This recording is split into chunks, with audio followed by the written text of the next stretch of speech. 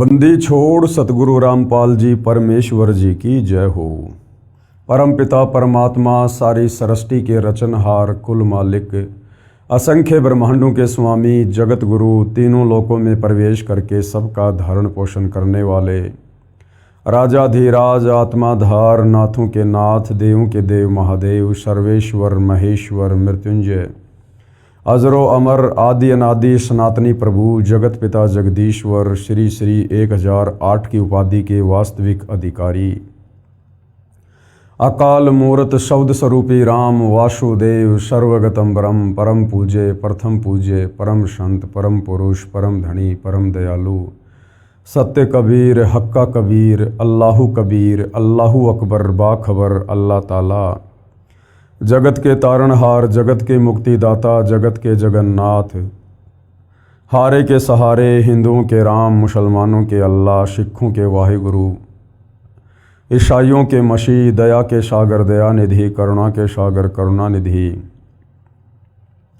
स्वयंभू परिभू संकट मोचन कष्ट हरण मंगल करण दुख भंजन अविगत कबीर निर्विकार निर्विषम परमात्मा अलय अलेख सतगुरु आदि अनादि सतगुरु असली मर्यादा पुरुषोत्तम असली राम असली कृष्ण असली घनश्याम असली मुरारी राजाओं के राजा महाराजाओं के महाराजा शहंशाहों के शहंशाह सम्राटों के सम्राट भगवानों के भगवान अल्लाहों के अल्लाह प्रभुओं के प्रभु मसीहाओं के मसीह सच्चे वाहिगुरु बाबाओं के बाबा पीरों के पीर सेठों के सेठ जगत सेठ सावड़सा सेठ सर्वगुण संपन्न अनंत कोटि कलाओं के स्वामी अनंत कोटि ब्रह्मांडों के नायक योगियों में महायोगी ध्यानियों में महाध्यानी सिद्धों में परम सिद्ध ज्ञानियों में तत्वज्ञानी ब्रह्म ज्ञानी महाज्ञानी परम ज्ञानी सर्वश्रेष्ठ ज्ञानी विज्ञानी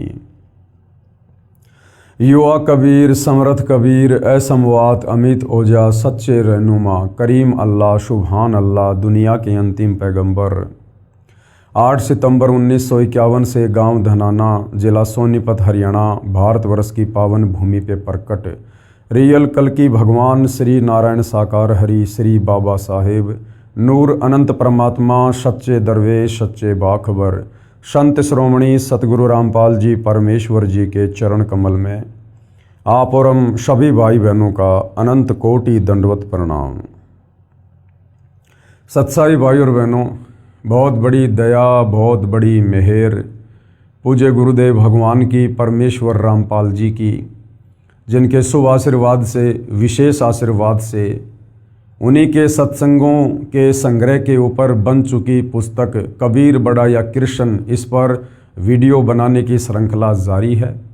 इसी श्रृंखला में आज हमारा ये 10वें नंबर का वीडियो है और प्रत्येक वीडियो में पूज्य गुरुदेव भगवान के आशीर्वाद से हमें भक्ति और भगवान को लेकर अध्यात्म को लेकर नई नई रोचक जानकारियाँ प्राप्त हो रही हैं।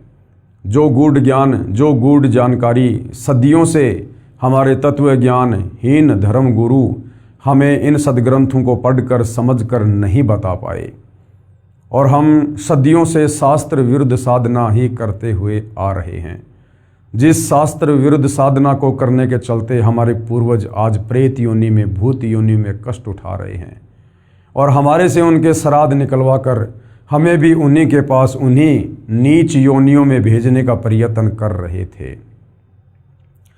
अब पूज्य गुरुदेव भगवान सतगुरु रामपाल जी ने सतलोक से चलकर आकर विशेष दया करी, विशेष रजा की है। इन समस्त धर्मशास्त्रों का निष्कर्ष निकालकर अपने सत्संगों के माध्यम से पुस्तकों के माध्यम से समाज के हाथों में दे दिया है। अब ये समाज के ऊपर निर्भर करता है कि समाज इस पवित्र अमृत ज्ञान को अपनी आत्मा के कल्याण हेतु किस प्रकार से उपयोग में लेता है। उसके लिए भाई और बहनों, ये जानकारी आप भाई बहनों तक पहुंचाई जा रही है। तो ये जो पवित्र पुस्तक कबीर बड़ा या कृष्ण है, ये विशेषकर हिंदू धर्म के चारों वेद गीता जी और 18 पुराणों के ज्ञान से प्रमाणित है। इस पवित्र पुस्तक के तत्व ज्ञान में अमृत ज्ञान में सुई की नोक रखने जितनी कमी हिंदू धर्म का कोई भी धर्माचार्य निकालने में सक्षम नहीं है। चाहे अपनी अज्ञानता और नादानी के चलते पूरी पुस्तक को ही रिजेक्ट क्यों ना कर दे, ये अलग विषय है। बाकी इस पवित्र पुस्तक को पढ़कर ही आप असल में भक्ति और भगवान के विषय में जान सकते हैं, अपनी आत्मा के कल्याण के मार्ग पर चल सकते हैं। दूसरा, इस पृथ्वी पर कोई विकल्प शेष नहीं है। और भाई और बहनों, जब आप सतगुरु रामपाल जी के अमृत ज्ञान को सुनना या पढ़ना शुरू करें तो सबसे पहले सृष्टि रचना को अवश्य पढ़ें, अवश्य सुनें, अवश्य समझें, क्योंकि सृष्टि रचना को समझे बिना हम अध्यात्म को नहीं समझ पाएंगे, किसी भी धर्म ग्रंथ को नहीं समझ पाएंगे, क्योंकि सृष्टि रचना मास्टर की है। सृष्टि रचना अध्यात्म की नींव है, मूल है। उसके बाद हम धर्मशास्त्रों को पहली कक्षा के कायदे की तरह समझ पाएंगे। तो आज जो ये कृष्ण बड़ा या कबीर इस मुद्दे पर जो जनता की अदालत में, जनता की कोर्ट में मामला चल रहा है, इस पुस्तक के अंतर्गत हिंदू समाज से जुड़ी आत्माओं को समझाने के लिए जिस प्रकार सतगुरु रामपाल जी ने इस पुस्तक में एक टॉपिक ऐड किया है कि जनता की अदालत में मामला, और जनता की अदालत में जज भी जनता ही है, क्योंकि वर्तमान में जनता पढ़ी लिखी है, अपने धर्मशास्त्रों से परिचित है, आंखों देखकर निर्णय कर सकती है। मुद्दा क्या है? कबीर बड़ा या कृष्ण? सुप्रीम गॉड, सुप्रीम परमात्मा, मोक्षदायक परमात्मा, सर्व सृष्टि रचनहार कबीर परमेश्वर है या श्री कृष्ण है? तो श्री कृष्ण जी की तरफ से जनता की अदालत में जो वकील साहिबान नियुक्त हैं वे सर्व हिंदू धर्म गुरु हैं, आचार्य शंकराचार्य।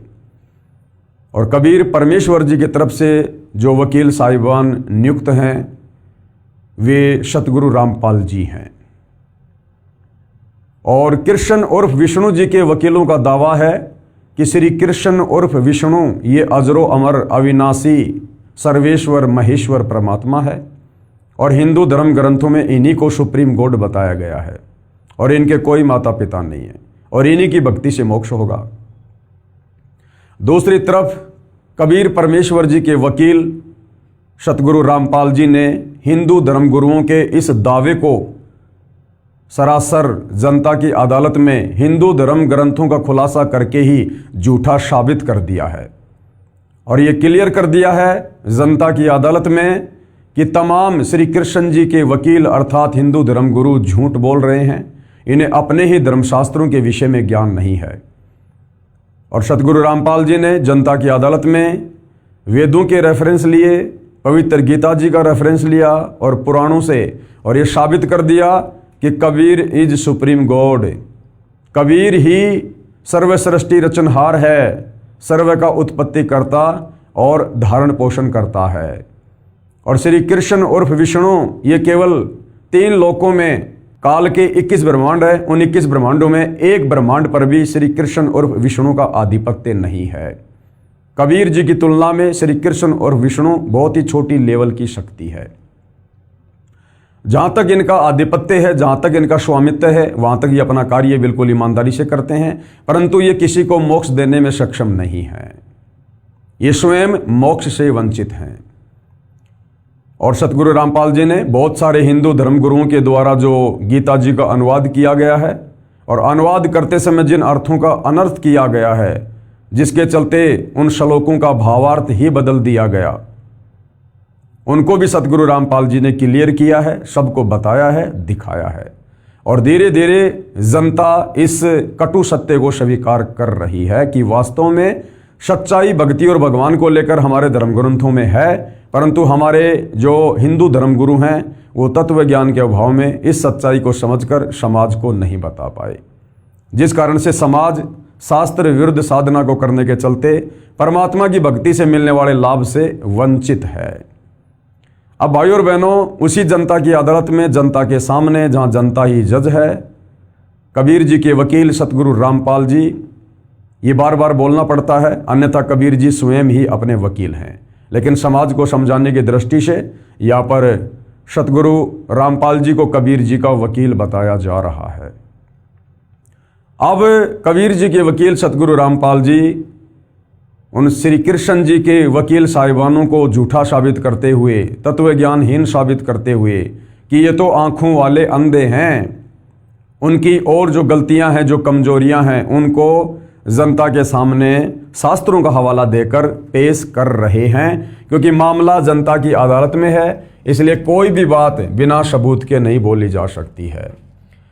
आंखों वाले अंधे कौन? हिंदू धर्म गुरु। ये आंखों वाले अंधे हैं।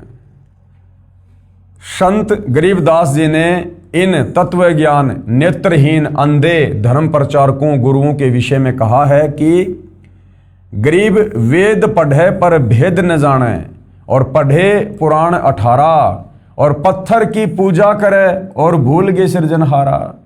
ये हमारे नादान हिंदू धर्म गुरु वेदों को पढ़ते हैं लेकिन उनका भेद नहीं जान पाए। ये पुराणों को पढ़ते हैं और उसके बावजूद ये पत्थरों की पूजा करते हैं, समाज से करवा रहे हैं, जबकि वेदों में कहीं भी पत्थर पूजा के विषय में नहीं लिखा हुआ है।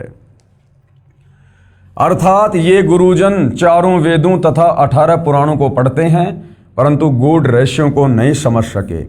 जो अध्यापक अपने पाठ्यक्रम यानी सिलेबस की पुस्तकों के गूढ़ ज्ञान को नहीं जानकर और पाठ्यक्रम से बाहर का यानी आउटर ज्ञान विद्यार्थियों को पढ़ाता है तो वह नालायक व्यक्ति है। इसी प्रकार ये हमारे हिंदू धर्म गुरु हम परमात्मा चाहने वाली आत्माओं को हिंदू धर्म ग्रंथों के अंदर उस पाठ्यक्रम में भक्ति और भगवान को लेकर जो लिखा है वो हमें ना बताकर हमें उन पाठ्यक्रमों के विरुद्ध, उन शास्त्रों के विरुद्ध हमें साधना बताई जा रही है, जिसको करने के चलते हम फैल होते जा रहे हैं, अर्थात मोक्ष से वंचित रहते हैं और परमेश्वर की भक्ति से मिलने वाले लाभ को प्राप्त नहीं कर पा रहे हैं। पाठ्यक्रम से बाहर का आउटर ज्ञान विद्यार्थियों को पढ़ाता है तो वो नालायक व्यक्ति है, विद्यार्थियों का जीवन नष्ट कर रहा है। यही दशा इन धर्म के नाम पर बने धर्म गुरुजनों की है। धर्म ग्रंथों को न समझकर उनसे बाहर की दंत कथा लोक वेद बता रहे हैं। संत गरीबदास जी ने फिर कहा है इन आंखों वाले अंधे धर्मगुरुओं के विषय में। आदरणीय गरीबदास जी क्या कह रहे हैं? गीता और भागवत पढ़े नहीं बूझे शब्द ठिकाने नू।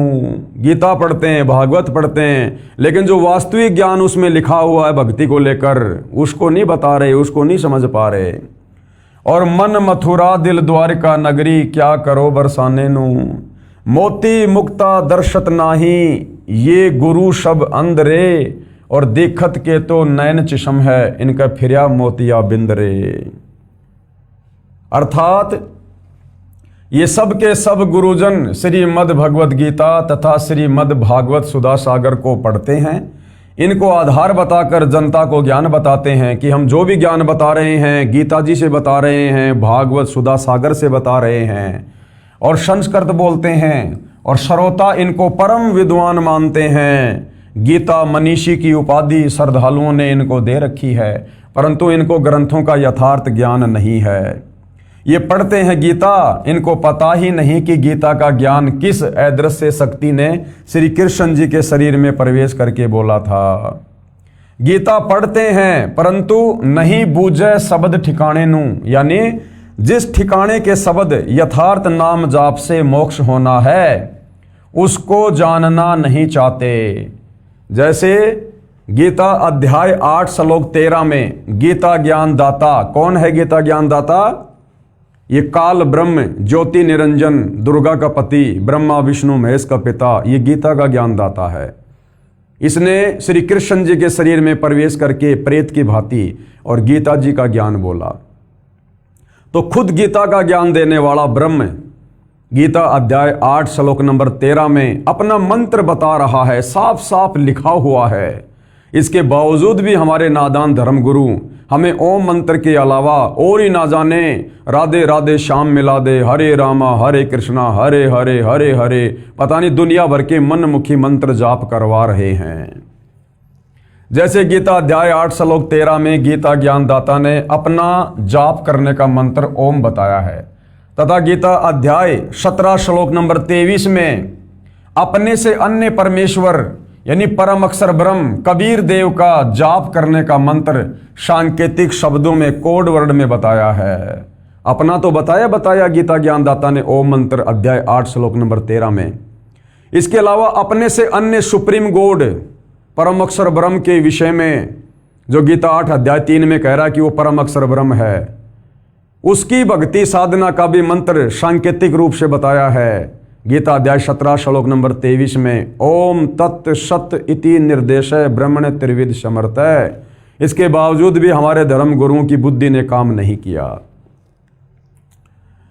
ओम तत् सत, इस ओम तत्सत मंत्र के ठिकाने के शब्द यथार्थ नाम अन्य हैं। कहीं को ये सोचे कि लो जी हमें पता चल गया ओम तत् सत और कल ही जाप करने लग जाओ ओम तत् सत, बिल्कुल भी नहीं। ये तत् और सत ये सांकेतिक शब्द हैं। इस तत् के अंदर 2 मंत्र हैं और सत का भी एक मंत्र है। वो केवल वर्तमान में तत्वदर्शी संत सतगुरु रामपाल जी के पास हैं, उनके अलावा किसी को ज्ञान नहीं है। और यदि उनसे उपदेश लेकर यदि कोई उस मंत्र को आगे देने भी लग जाएगा तो वो उस मंत्र को दान करने का अधिकारी ना होने के कारण वो खुद भी परमेश्वर का दोषी बनेगा और उस अनअधिकारी व्यक्ति से मंत्र लेकर यदि कोई जाप करेगा तो वो भी किसी प्रकार का कोई आध्यात्मिक लाभ प्राप्त नहीं कर पाएगा। ओम तत्सत, इस ओम तत्सत मंत्र के ठिकाने के शब्द यथार्थ नाम अन्य हैं। उनको ये गुरुजन जानते नहीं और नए जानना चाहते हैं। मोक्ष इन्हीं 3 मंत्रों से होना है। इन 3 नामों के यथार्थ नामों का जाप न करके चाहे चारों वेदों व गीता आदि ग्रंथों को पढ़ते पढ़ाते रहो, जीवन व्यर्थ हो जाएगा। इसलिए कहा है कि इन गुरुओं को अज्ञान रूपी मोतियाबिंद हुआ है। मोतियाबिंद वाले की आंखें स्वस्थ दिखाई देती हैं परंतु दिखाई कुछ नहीं देता।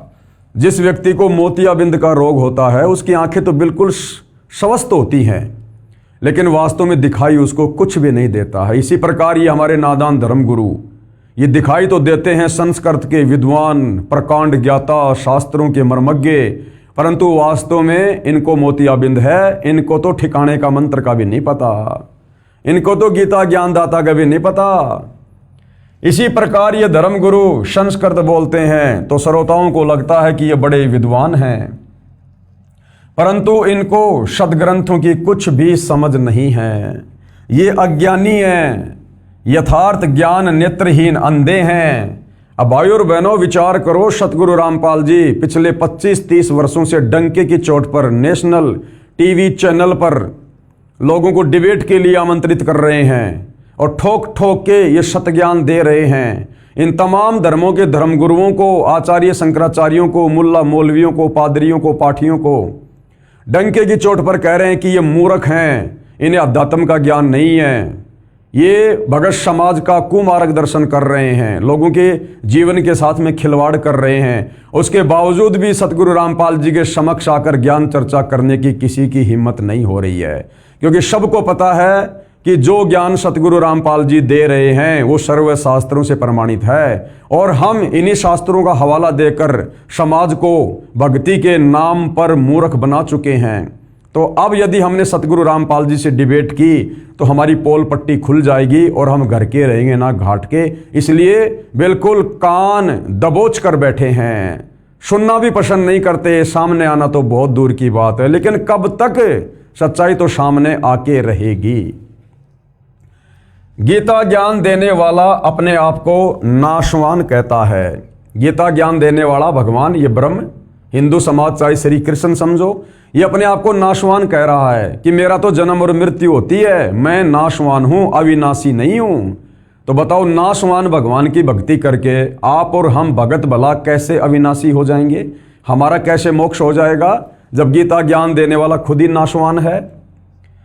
अपने से अन्य को अविनाशी कहता है और कह रहा है कि अविनाशी तो उसको जान जिसको मारने में कोई भी सक्षम नहीं है। गीता अध्याय 2 श्लोक नंबर 17 में और गीता अध्याय 18 श्लोक 62 में अर्जुन को ये गीता ज्ञानदाता, हिंदुओं का भगवान, ये निराकार ब्रह्म, उसी परमेश्वर की परम अक्षर ब्रह्म की शरण में जाने की सलाह दे रहा है कि अर्जुन तू सर्वभाव से उस परमेश्वर की शरण में जा, जहां जाने के बाद साधक लौटकर फिर इस संसार में वापस नहीं आता।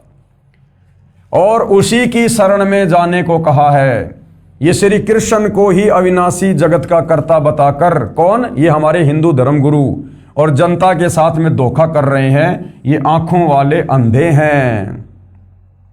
अब सवाल किया गया है जनता की अदालत में सतगुरु रामपाल जी से, क्योंकि जनता को धीरे धीरे इंटरेस्ट आ रहा है, जनता की रुचि बढ़ रही है धर्मशास्त्रों से सारे प्रमाण देखकर।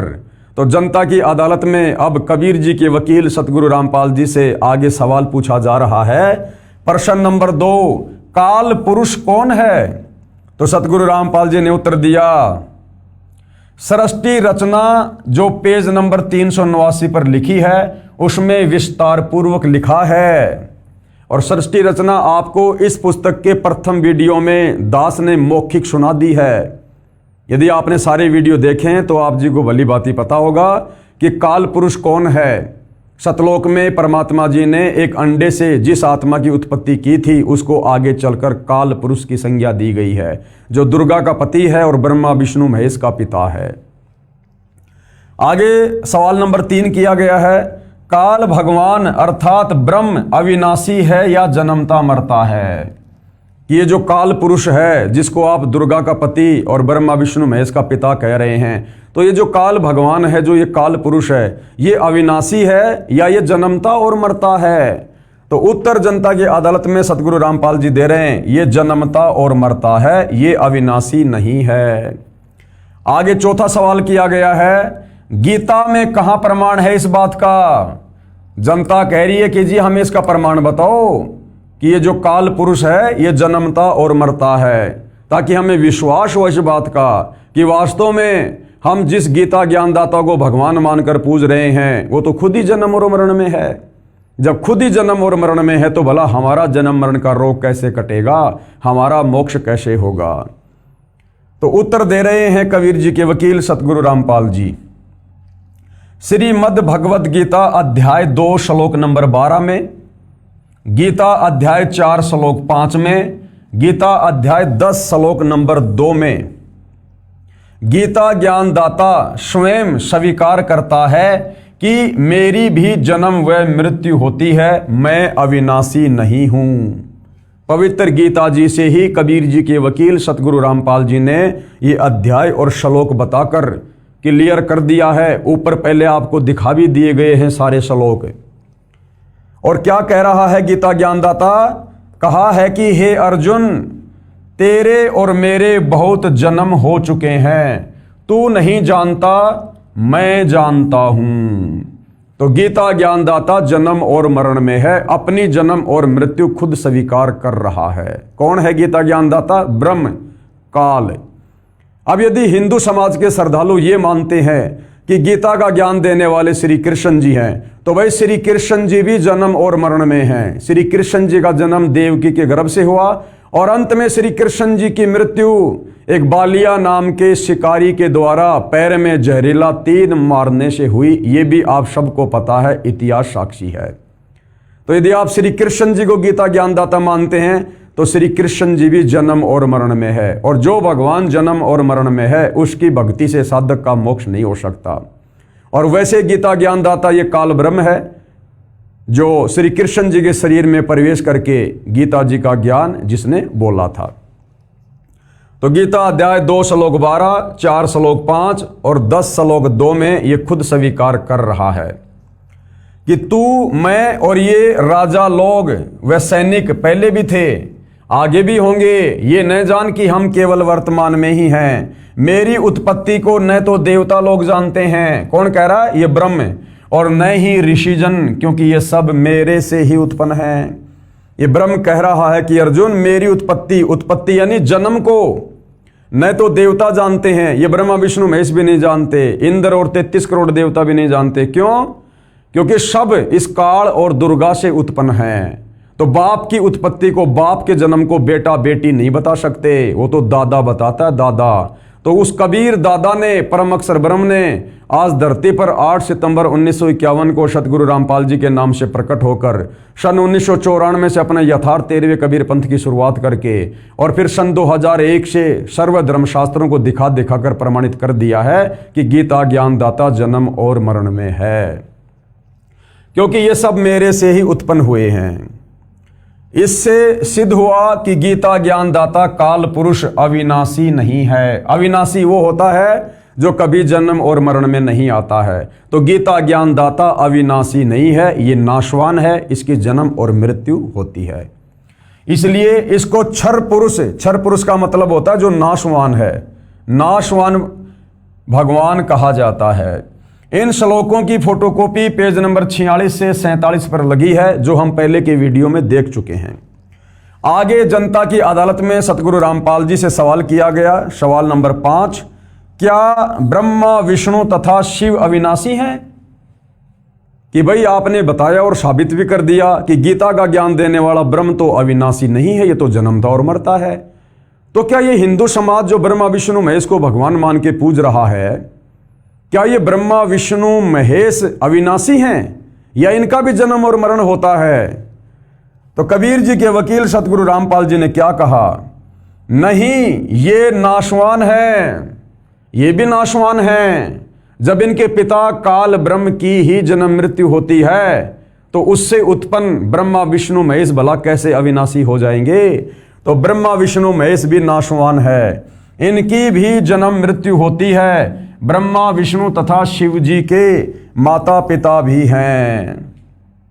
और देवी पुराण में, श्री देवी पुराण में 3रे स्कंद में पेज नंबर 123 पर सतगुरु रामपाल जी ने पहले जनता की अदालत में प्रमाण दिखा के क्लियर कर दिया, जिसमें ब्रह्मा विष्णु महेश तीनों स्वीकार करते हैं कि हमारा तो आविर्भाव अर्थात जन्म और तिरोभाव अर्थात मृत्यु होती है, हम अविनाशी नहीं हैं। और देवी दुर्गा को ये अपनी मां कह रहे हैं, और देवी दुर्गा का पति है काल ब्रह्म।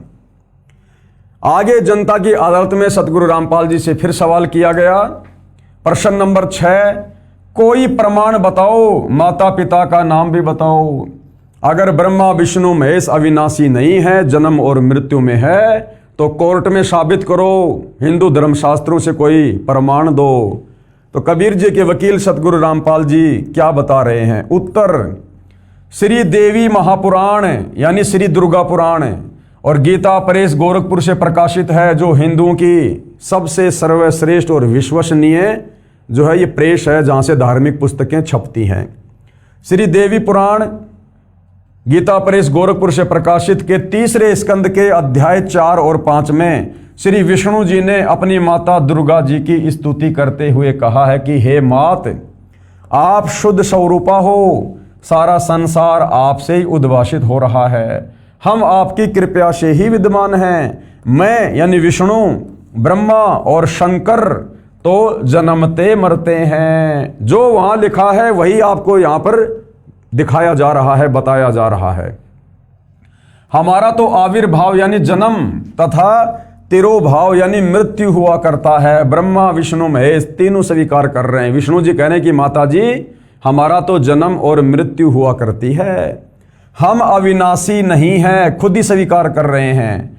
और तुम ही जगत जननी और सनातनी देवी हो, यानी जितना ज्ञान ब्रह्मा विष्णु महेश को है उस आधार से वो कह रहे हैं कि हे दुर्गा माता, तुम ही जगत जननी और सनातनी देवी हो और प्रकृति देवी हो, यानी प्रकृति दुर्गा को कहते हैं। गीता अध्याय 14 श्लोक नंबर 3 से 5 में हमें यह शब्द देखने को मिलेगा, क्योंकि यहाँ पर देवी पुराण में खुद श्री विष्णु जी अपनी माता देवी दुर्गा को जो है प्रकृति कह रहे हैं।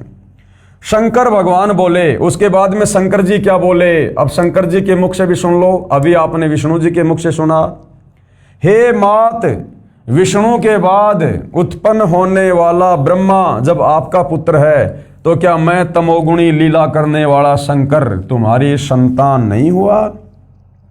अर्थात मुझे यानी शंकर को भी उत्पन्न करने वाली तुम ही हो। इस देवी महापुराण के उल्लेख से सिद्ध हुआ कि श्री ब्रह्मा जी, श्री विष्णु जी तथा श्री शंकर जी को जन्म देने वाली माता कौन है? श्री दुर्गा देवी, अष्टंगी देवी, जिसको प्रकृति देवी भी कहते हैं। और ये तीनों नाशवान हैं, क्योंकि तीनों कह रहे हैं कि हमारा तो आविर्भाव अर्थात जन्म और तिरोभाव अर्थात मृत्यु होती है। तो ऊपर तो आपको सतगुरु रामपाल जी ने अपने कर कमल से लिखा हुआ दिखाया, अब यहाँ पर आपको हिंदू धर्म ग्रंथ में लिखा हुआ दिखाया जाएगा ताकि आपको यकीन हो। पेश है श्रीमद् देवी भागवत यानी देवी पुराण के तीसरे स्कंद के अध्याय 4 से 5 से संबंधित प्रकरण की फोटोकॉपी। संक्षिप्त देवी भागवत थोड़ा सा जूम करके दिखा देता हूं ताकि आप लोगों को अच्छे से समझ में आ जाए, क्योंकि भाइयों और बहनों, जब तक हम अपनी आंखों से अपने सदग्रंथों को नहीं देखेंगे, अपने धर्म ग्रंथों को नहीं देखेंगे, जिन धर्म ग्रंथों का हवाला देकर, जिनका पाठ करके, कथाएं करके हमारे वो संस्कृत के विद्वान धर्म गुरु हमारे पूर्वजों को मूर्ख बना के चले गए, हमें भी मूर्खता की लाइन में खड़ा किए हुए थे, शास्त्र विरुद्ध साधना करवा रहे थे, ब्रह्मा विष्णु महेश को सुप्रीम गॉड बताकर, अजरो अमर अविनाशी बताकर, इनके कोई माता पिता नहीं है, आप और हमारे जीवन को नरक बनाने की तैयारी कर रहे थे। इसलिए आप और हमने इस भ्रमणा से बाहर निकलने के लिए निष्पक्ष होकर अपने सदग्रंथों का अध्ययन करना होगा। तो संक्षिप्त देवी भागवत है, और यहां पर देखिएगा, सूर्य जगत को प्रकाशित करता है। ये विष्णु जी अपनी माता दुर्गा की स्तुति कर रहे हैं। तुम शुद्ध स्वरूपा हो, ये संसार सारा तुम्ही से उद्भाषित हो रहा है। मैं यानी विष्णु जी, ब्रह्मा और शंकर, हम सभी तुम्हारी कृपया से ही विद्यमान हैं। हमारा आविर्भाव और तिरोभाव हुआ करता है। आविर्भाव ये संस्कृत का शब्द है यानी जन्म, और तिरोभाव यानी मृत्यु हुआ करता है। केवल तुम ही नित्य हो, जगत जननी हो, प्रकृति और सनातनी देवी हो। भगवान शंकर बोले। उसके बाद जब विष्णु जी अपनी माता की स्तुति करके रुक गए, उसके बाद भगवान शंकर क्या बोले देवी दुर्गा को? भगवान शंकर बोले, हे देवी, यदि महाभाग विष्णु तुम्ही से प्रकट हुए हैं, यानी तुम्हारे से ही उत्पन्न हुए हैं, तो उनके बाद उत्पन्न होने वाले यानी जन्म लेने वाले ब्रह्मा जी भी तुम्हारे ही बालक हुए। फिर मैं तमोगुणी लीला करने वाला शंकर क्या तुम्हारी संतान नहीं हुआ? अर्थात मुझे भी उत्पन्न करने वाले तुम ही हो। शिवे, संपूर्ण संसार की सृष्टि करने में तुम बड़ी चतुर हो। तो भाइयों और बहनों, बिल्कुल क्लियर कर दिया गया है, बिल्कुल क्लियर।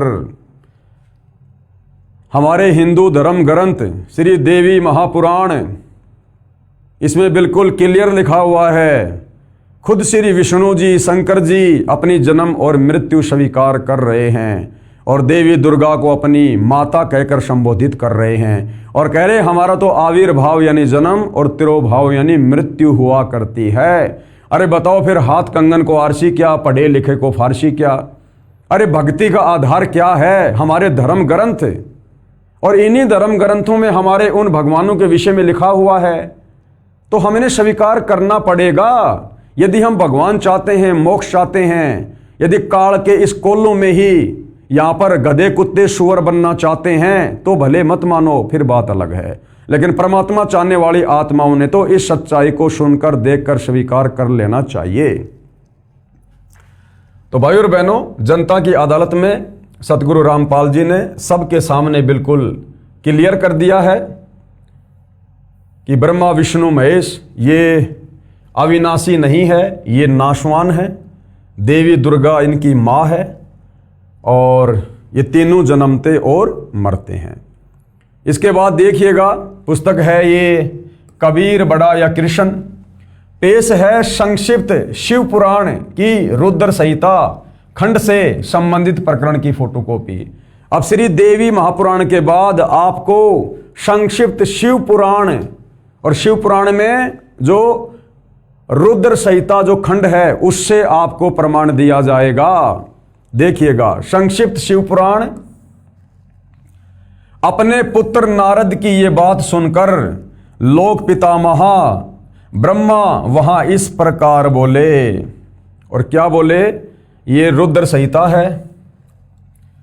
महाप्रलय काल में केवल सद ब्रह्म की सत्ता का प्रतिपादन उस निर्गुण निराकार ब्रह्म से ईश्वर मूर्ति सदाशिव का जो है प्राकाटे, सदाशिव द्वारा स्वरूप भूता शक्ति अंबिका का प्रकटीकरण, उन दोनों के द्वारा उत्तम क्षेत्र काशी का, आनंदवन का प्रादुर्भाव, शिव के वाम भाग से परम पुरुष विष्णु का आविर्भाव तथा उनके सकार से प्राकृत तत्वों की क्रमशः उत्पत्ति का वर्णन। देखिएगा, ब्रह्मा जी ने कहा कि हे ब्रह्मन, देव शिरोमणे, तुम सदा समस्त जगत के उपकार में ही लगे रहते हो। नारद जी को श्री ब्रह्मा जी कह रहे हैं। नारद कौन है? ये ब्रह्मा जी के ये पुत्र हैं। और नारद जी ने एक बार अपने पिता श्री ब्रह्मा जी से सृष्टि रचना के विषय में जानना चाहा कि परमात्मा कौन है, सृष्टि की उत्पत्ति कैसे हुई, आपने रचा या किसी और ने रचा। तो अपने पुत्र नारद की शंका का समाधान करते हुए श्री ब्रह्मा जी को जितना ज्ञान है सृष्टि रचना के विषय में, उस हिसाब से श्री ब्रह्मा जी कह रहे हैं। ये देखिएगा, थोड़ा सा जूम करके दिखाता हूं। ब्रह्मा जी ने कहा, हे ब्राह्मण देव शिरोमणे, तुम सदा समस्त जगत के उपकार में ही लगे रहते हो। तुमने लोगों के हित की कामना से ये बहुत उत्तम बात पूछी है, जिसके सुनने से संपूर्ण लोगों के समस्त पापों का क्षय हो जाता है। उस अनामय शिव तत्व का मैं तुमसे वर्णन करता हूं। अब ब्रह्मा जी की जानकारी केवल इस काल तक है। ये काल को ही जो है अनामय परमात्मा कह रहा है। शिव तत्व का स्वरूप बड़ा ही उत्कृष्ट और अद्भुत है। जिस समय समस्त चराचर जगत नष्ट हो गया था, सर्वत्र केवल अंधकार ही अंधकार था। न सूर्य दिखाई देते थे, न चंद्रमा, और अनन्य ग्रहों और नक्षत्रों का भी पता नहीं था। न दिन होता था न रात। अग्नि, पृथ्वी, वायु और जल की भी सत्ता नहीं थी। और प्रधान तत्व प्रकृति से रहित सूना आकाश मात्र शेष था। दूसरे किसी तेज की उपलब्धि नहीं होती थी। अदृष्ट आदि का भी अस्तित्व नहीं था। शब्द और स्पर्श भी साथ छोड़ चुके थे। गंध और रूप की भी अभिव्यक्ति नहीं होती थी। रस का भी अभाव हो गया था। दिशाओं का भी भान नहीं होता था। इस प्रकार सब और निरंतर सूची भेद घोर अंधकार फैला हुआ था। उस समय तत्सद ब्रह्म इस श्रुति में जो सत्य सुना जाता है एकमात्र वही शेष था, यानी वो एकमात्र परमात्मा ही शेष था। ब्रह्मा जी सृष्टि रचना सुना रहे हैं, आदि अधूरी। कुछ तो कबीर परमात्मा से सुनी और कुछ चारों वेदों को पढ़ा, तो गोल मोल करके नारद जी को सृष्टि रचना का ज्ञान दे रहे हैं। जब यह वह ऐसा जो इत्यादि रूप से निर्दिष्ट होने वाला भावात्मक जगत नहीं था, उस समय एकमात्र वह सत्य ही शेष था, जिसे योगी जन अपने हृदय काश के भीतर निरंतर देखते हैं। वह सतत्व मन का विषय नहीं है, वाणी की भी वहां तक कभी। यानी ब्रह्मा जी अपने हिसाब से जैसा इनको टूटा फूटा ज्ञान था सृष्टि रचना के विषय में, और अपने पुत्र नारद जी का शंका समाधान कर रहे हैं। लेकिन भाई और बहनों, इसको पढ़कर आपने देख लिया होगा कौन सी शंका का समाधान हो गया। अटपट कर दी, सिकलीव सुना दी। श्री ब्रह्मा जी, श्री विष्णु जी तथा श्री शिव जी का पिता कौन है? अब देखिएगा आगे और पढ़िएगा और क्या बता रहे हैं। ये संक्षिप्त शिव पुराण वही ये प्रकरण है। पहुंच नहीं होती थी। वह नाम तथा रूप रंग से भी शून्य है। वह न स्थूल है, न कृश है, न हश्व है, न दीर्घ तथा न लघु है, न गुरु। उसमें न कभी वृद्धि होती है, न हास होता है। श्रुति भी उसके विषय में चकित भाव से है, इतना ही कहती है, अर्थात उसकी सत्ता मात्र का ही निरूपण कर पाती है। ये विशेषकर उस काल का वर्णन कर रहा है। उसका कोई विशेष विवरण देने में असमर्थ हो जाती है। वह सत्य ज्ञान स्वरूप, अनंत परमानंदमय परम ज्योति स्वरूप, अप्रमेय, आधार रहित, निर्विकार, निराकार, निर्गुण, योगी गम्य, सर्वव्यापी, सबका एकमात्र कारण, निर्विकल्प, निरारंभ, माया शून्य, उपद्रव रहित, अद्वितीय, अनादि, अनंत, संकोच, विकास से शून्य तथा चिंतनमय है। जिस पर ब्रह्म के विषय में ज्ञान और अज्ञान से पूर्ण उक्तियों द्वारा इस प्रकार ऊपर बताए अनुसार विकल्प किए जाते हैं। उसने कुछ काल के बाद सृष्टि का समय आने पर द्वितीय की इच्छा प्रकट की। उसके भीतर से एक से अनेक होने का संकल्प उदित हुआ। तब उस निराकार परमात्मा ने अपनी लीला शक्ति से अपने लिए मूर्ति यानी आकार की कल्पना की। फिर वो निराकार कहाँ हुआ? जब उसने अपने लिए मूर्ति की कल्पना की, आकार में आ गया, तो निराकार कहाँ हुआ? फिर वह मूर्ति संपूर्ण ऐश्वर्य गुणों से संपन्न, सर्व ज्ञानमयी, शुभ स्वरूपा, सर्वव्यापनी, सर्वशूपा, सर्वदर्शनी, सर्वकारणी, सबकी एकमात्र वंदनिया, सर्वादा सब कुछ देने वाली और संपूर्ण संस्कृतियों का केंद्र थी। उस शुद्ध रूपिणी ईश्वर मूर्ति की कल्पना करके वह अद्वितीय, अनादि, अनंत, सर्व प्रकाशक, चिन्मय, सर्वव्यापी और अविनाशी परब्रह्म अंतर्हित हो गया। जो मूर्ति रहित परब्रह्म है, उसी की मूर्ति चिन्मय आकार भगवान सदाशिव है। काल की महिमा का वर्णन कर रहा है, लेकिन शिकलीव सुना रहा है। सीधी सीधी बात पूछी थी नारद जी ने कि सृष्टि की उत्पत्ति कैसे हुई और ये किसने की। और देखो घुमा फिरा के वो खिचड़ी ज्ञान जो कुछ वेदों वाला और कुछ जो उसने कबीर परमात्मा जी से सुना था, उस ज्ञान को गोलमोल करके ब्रह्मा जी अपने पुत्र नारद को बता रहे हैं। भगवान सदाशिव है। अर्वाचीन और प्राचीन विद्वान उन्हीं को ईश्वर कहते हैं। उस समय एकाकी रहकर स्वेच्छानुसार विहार करने वाले उन सदाशिव ने यानी काल ब्रह्म ने अपने विग्रह से स्वयं ही एक सौरभूता शक्ति की सृष्टि की। विग्रह यानी अपने शरीर से। अब भाई और बहनों, ये सृष्टि रचना ब्रह्मा जी को कबीर परमात्मा जी ने बताई थी। पूरी सृष्टि रचना जो आज आप और हमें बता रहे हैं कि इस काल ने दुर्गा के साथ में जबरदस्ती करने का प्रयास किया, तो दुर्गा ने सूक्ष्म रूप बनाया और काल के मुख के माध्यम से उसके पेट में जाकर बैठ गई। और कबीर परमेश्वर से अरदास की कि हे परमात्मा मेरी रक्षा करो। परमात्मा वहां पर अपने पुत्र जोगजीत के रूप में आए, काल का पेट फाड़ा और दुर्गा को बाहर निकाला।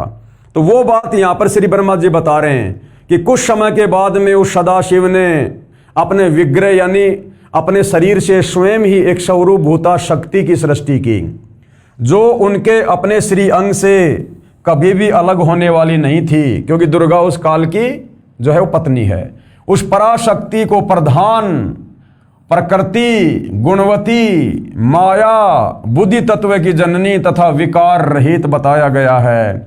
वह शक्ति अंबिका कही गई है। अब अंबिका कौन है? हिंदू धर्म के भाई जानते हैं। अंबिका, दुर्गा, उसी को प्रकृति यानी गीता अध्याय 14 श्लोक नंबर 3 से 5 में दुर्गा को ही प्रकृति कहा गया है। सर्वेश्वरी और त्रिदेव जननी, ब्रह्मा विष्णु महेश की माता, उन तीनों देवताओं की माता, उसको त्रिदेव जननी भी कहा गया है।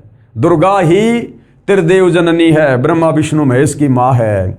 नित्य और मूल कारणा भी कहते हैं। सदाशिव द्वारा यानी काल के द्वारा प्रकट की गई उस शक्ति के 8 भुजाएं हैं। वह 8 भुजा किसके हैं? दुर्गा के। ब्रह्मा विष्णु महेश तो 16 कला के भगवान हैं, इनके तो 4-4 भुजा हैं। और ये जो दुर्गा है ये 64 कला युक्त है और ये 8 भुजा बना सकती है। तो ब्रह्मा जी क्या कह रहे हैं? सदाशिव यानी काल द्वारा प्रकट की गई उस शक्ति के 8 भुजाएं हैं। उस शुभ लक्षणा देवी के मुख की शोभा विचित्र है। वह अकेली ही अपने मुखमंडल में सदा एक सहस्त्र चंद्रमाओं की कांति धारण किए रहती है। नाना प्रकार के आभूषण उसके श्रीअंगों की शोभा बढ़ाते हैं। वह देवी नाना प्रकार की गतियों से संपन्न है और अनेक प्रकार के अस्त्र शस्त्र धारण करती है। उसके खुले हुए नेत्र खिले हुए कमल के समान जान पड़ते हैं। वह अचिंत्य तेज से जगमगाती है। वह सबकी योनि है। वह सबकी योनि है, अर्थात काल इस दुर्गा के उस गर्भ में बीज डाल के यानी पति पत्नी व्यवहार करके सबकी उत्पत्ति करता है। तो ब्रह्मा जी क्या कह रहे हैं? वह सबकी योनि है, अर्थात वो सबकी माँ है। 21 ब्रह्मांड में सब उसी से जन्मते हैं। वह सबकी योनि है और सदा उधमशील रहती है। एकाकिनी होकर भी वह माया संयोग वशात अनेक हो जाती है। वो तो उसके पास में सिद्धि शक्तियां हैं, बहुत सारे रूप बना लेती है। वे जो सदाशिव हैं, वो जो सदाशिव यानी काल ब्रह्म ज्योति निरंजन, उसको सदाशिव कहा गया है। वे जो सदाशिव हैं उन्हें परम पुरुष ईश्वर शिव शंभु और महेश्वर कहते हैं। वे अपने मस्तक पर आकाश गंगा को धारण करते हैं। अब ब्रह्मा जी को नहीं पता इस बात का, क्योंकि ब्रह्मा जी ने उसके दर्शन किए नहीं, वो किसी को दर्शन देता ही नहीं। तो यहां पर ब्रह्मा जी अटपट मार रहा है, क्योंकि ये काल क्या करता है भाई और बहनों, अपने पुत्र शंकर का रूप धारण करके और ये जो है प्रकट हो जाता है। और उस समय ये ब्रह्मा और विष्णु सोचते हैं कि बस यही है परमात्मा, यही है भगवान। उस हिसाब से ये ब्रह्मा जी बखान कर रहे हैं। और गंगा को धारण करते हैं। उनके भाल देश में यानी उनके माथे पर चंद्रमा शोभा पाते हैं। उनके 5 मुख हैं और प्रत्येक मुख में 3-3 नेत्र हैं। उनका चित्त सदा प्रसन्न रहता है। वे 10 भुजाओं से युक्त और त्रिशूलधारी हैं। जबकि वो तो कितनी भी भुजा बना सकता है, 1000 तक। शंकर जी तो केवल 4 भुजा बना सकते हैं, इससे ज्यादा नहीं। तो शंकर जी के रूप में जो वो 10 भुजा बना लेता है वो काल है। और उससे कम चाहे 2, 5, 10, 50, 500 कितनी बना सकता है, लेकिन 1000 से ज्यादा भुजा नहीं बना सकता। उनके श्रीअंगों की प्रभा यानी शोभा, ये वही रुद्र संहिता है।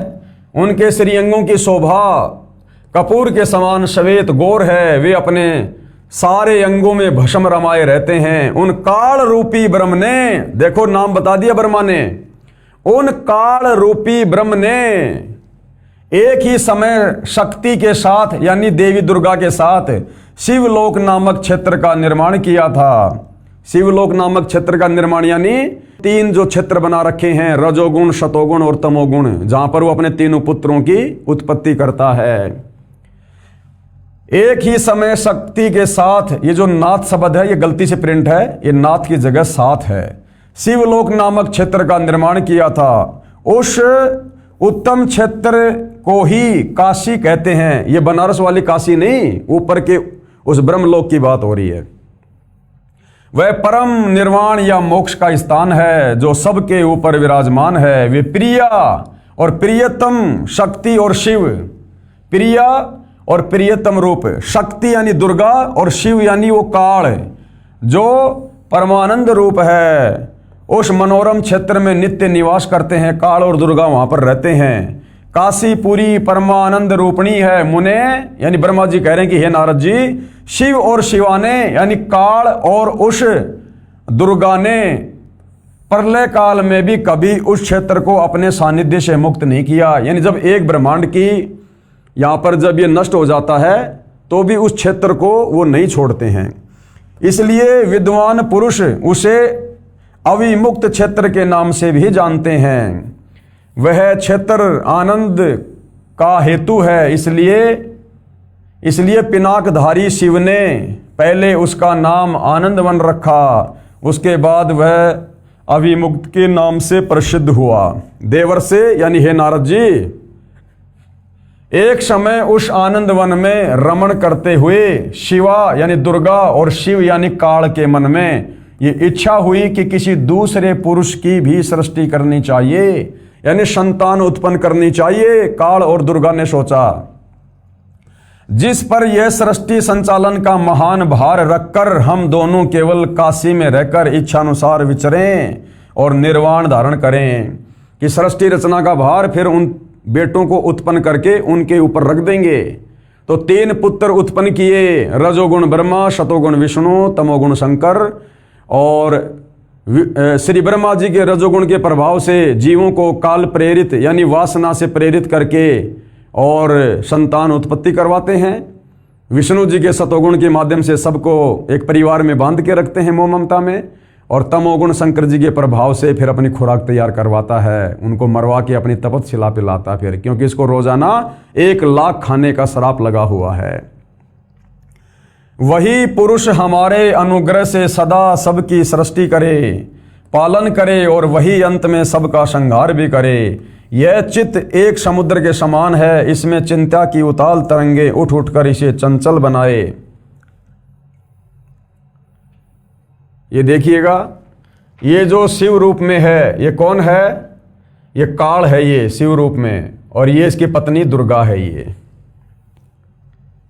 जहां हमारी मनोवृत्ति सब ओर से सिमट कर इसी में लगी हुई है तथा जिसके बाहर का जगत चिंता से आतुर प्रतीत होता है, ऐसा निश्चय करके शक्ति सहित यानी उस दुर्गा के साथ सर्वव्यापी परमेश्वर शिव ने यानी काल ने अपने वाम भाग के 10वें अंग पर अमृत मल दिया, यानी दुर्गा के साथ में पति पत्नी व्यवहार किया।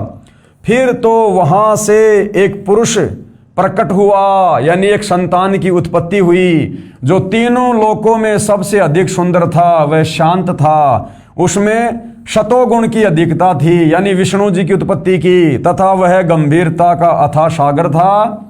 मुने क्षमा शिव ने कहा, वत्स व्यापक होने के कारण, शिव यानी काल ने कहा कि व्यापक यानी युवा होने के कारण तुम्हारा विष्णु नाम विख्यात हुआ। ये संक्षिप्त शिव पुराण ब्रह्मा जी खुद अपने मुख कमल से अपने बेटे नारद को बता रहे हैं कि श्री विष्णु जी की उत्पत्ति उस काल और दुर्गा से, शिव और शिवा से, इस प्रकार से विष्णु जी का जन्म हुआ, विष्णु जी की उत्पत्ति हुई दुर्गा और काल के पति पत्नी व्यवहार से। भाई और बहनों, हम हिंदुओं के धर्म ग्रंथ हैं, मानना पड़ेगा क्योंकि सच्चाई लिखी हुई है। आगे देखिएगा, रुद्र संहिता, भगवान विष्णु की नाभि से कमल का प्रादुर्भाव, ये बहुत सारे वर्णन है। यहां देखिए, ब्रह्मा जी कहते हैं देवर से, यानी हे नारद जी, तत्पश्चात यानी उसके बाद कल्याणकारी परमेश्वर शांब सदाशिव ने, यानी उस काल ब्रह्म ने पूर्ववत प्रयत्न करके, यानी जैसे दुर्गा के साथ में पहले पति पत्नी व्यवहार करके विष्णु की उत्पत्ति की थी, वैसे ही पूर्ववत प्रयत्न करके मुझे अपने दाहिने अंग से उत्पन्न किया, यानी मेरा जन्म हुआ। कौन कह रहा है? ब्रह्मा जी, यानी इनका जन्म हुआ है, और जन्म है तो वो मरता भी है। मुने यानी नारद जी, उन महेश्वर ने यानी उस काल ने मुझे तुरंत ही अपनी माया से मोहित करके नारायण देव की नाभि कमल में डाल दिया और लीला पूर्वक मुझे वहां से प्रकट किया। इस प्रकार उस कमल से पुत्र के रूप में मुझ हिरण्यक गर्भ का जन्म हुआ। हिरण्य गर्भ यानी मुझ ब्रह्मा का जन्म हुआ। तो विष्णु जी का भी जन्म काल और दुर्गा से, ब्रह्मा जी का भी जन्म काल और दुर्गा से। ये संक्षिप्त शिव पुराण है भाई और बहनों, हम हिंदुओं का सर्वश्रेष्ठ ग्रंथ है, कोई इसको नकार नहीं सकता है। आगे देखिएगा, इस प्रकार ब्रह्मा विष्णु तथा रुद्र इन तीन देवताओं में गुण है, यानी श्री ब्रह्मा जी में रजोगुण है, श्री विष्णु जी में सतोगुण और रुद्र यानी श्री शंकर जी में तमोगुण है। परंतु शिव, ये शिव कौन है? ये इनका पिता काल ब्रह्म है। ये गुणातीत माने जाते हैं, ये इनसे अलग रहता है और इन तीनों पुत्रों को एक एक गुण से युक्त करके अपना कार्य करवा रहा है। जीवों की उत्पत्ति, जीवों का पालन पोषण और अंत में उनकी मृत्यु शंकर जी से। तो भाई और बहनों, रुद्र संहिता ने बिल्कुल क्लियर कर दिया है श्री संक्षिप्त शिव पुराण में। अब देखिएगा सतगुरु रामपाल जी क्या बता रहे हैं। श्री शंकर जी भी शिव यानी काल ब्रह्म तथा शिवा यानी देवी दुर्गा का पुत्र है। श्री शिव महापुराण के विद्वेश्वर संहिता के प्रथम खंड अध्याय 6 से 10 में प्रमाण है। अब श्री ब्रह्मा श्री विष्णु की उत्पत्ति शिवा और शिव से यानी काल और दुर्गा से आपने देख लिया है शिव पुराण में। अब शंकर जी की उत्पत्ति भी उन्हीं से हुई है, इसका प्रमाण भी आपको दिया जा रहा है। कहां है? श्री शिव महापुराण के विद्वेश्वर संहिता के प्रथम खंड अध्याय 6 से 10 में। पहले आपको सतगुरु रामपाल जी लिखकर क्या लिखा हुआ है वो समझा रहे हैं, फिर आपको फोटोकॉपी दिखाई जाएगी। एक समय श्री ब्रह्मा जी तथा श्री विष्णु जी का इस बात पर युद्ध हो गया कि श्री ब्रह्मा जी ने कहा, मैं तेरा पिता हूं क्योंकि ये संसार मेरे से उत्पन्न हुआ है, मैं प्रजापति हूं। विष्णु जी ने कहा कि मैं तेरा पिता हूं, तू मेरे नाभि कमल से उत्पन्न हुआ है। अब जिन भगवानों को हम अजरो अमर मान के, सर्वेश्वर महेश्वर मान के, जिनकी हम पूजा करते थे, भक्ति करते थे कि मोक्ष होगा, सद्बुद्धि आएगी, परिवार में शांति होगी, दुनिया में भाईचारा बढ़ेगा, अब इन भगवानों की हालत देख लो। एक समय श्री ब्रह्मा जी और श्री विष्णु जी का आपस में भयंकर युद्ध हो गया। ब्रह्मा जी बोले मैं तेरा बाप हूं और विष्णु जी बोले मैं तेरा बाप हूं, मैं तेरा पिता। इसी बात को लेकर इन दोनों में युद्ध हो गया, झगड़ा हो गया तगड़े वाला। अब बताओ भाई और बहनों, बच्चों की तरह हमारे भगवान लड़ रहे हैं, बच्चों की तरह। जैसे दो छोटे छोटे बच्चे आपस में किसी बात को लेकर झगड़ने लग जाते हैं कि मैं तेरा बाप है, दूसरा बोला मैं तेरा बाप है। फिर कोई व्यक्ति उनका समझौता करवाता तो क्या कहते हैं, ये मेरे को पहले बोला कि मैं तेरा बाप, फिर मैंने बोला कि मैं तेरा बाप है। तो जिन भगवानों को हम लोग भगवान मान के और पूजा कर रहे थे कि हमारा कल्याण होगा, हमें सद्बुद्धि आएगी, अब बताओ इन लड़ाई झगड़ा करने वाले भगवानों की भक्ति करके हमारे अंदर भी वही गुण आएंगे? क्या खाक मुक्ति होगी हमारी? विष्णु जी ने कहा कि मैं तेरा पिता हूं, तू मेरे नाभि कमल से उत्पन्न हुआ है, और दोनों एक दूसरे को मारने के लिए तत्पर हो गए। उसी समय सदाशिव अर्थात काल ब्रह्म ने उन दोनों के बीच में एक सफेद रंग का एक प्रकाशमय स्तंभ खड़ा कर दिया।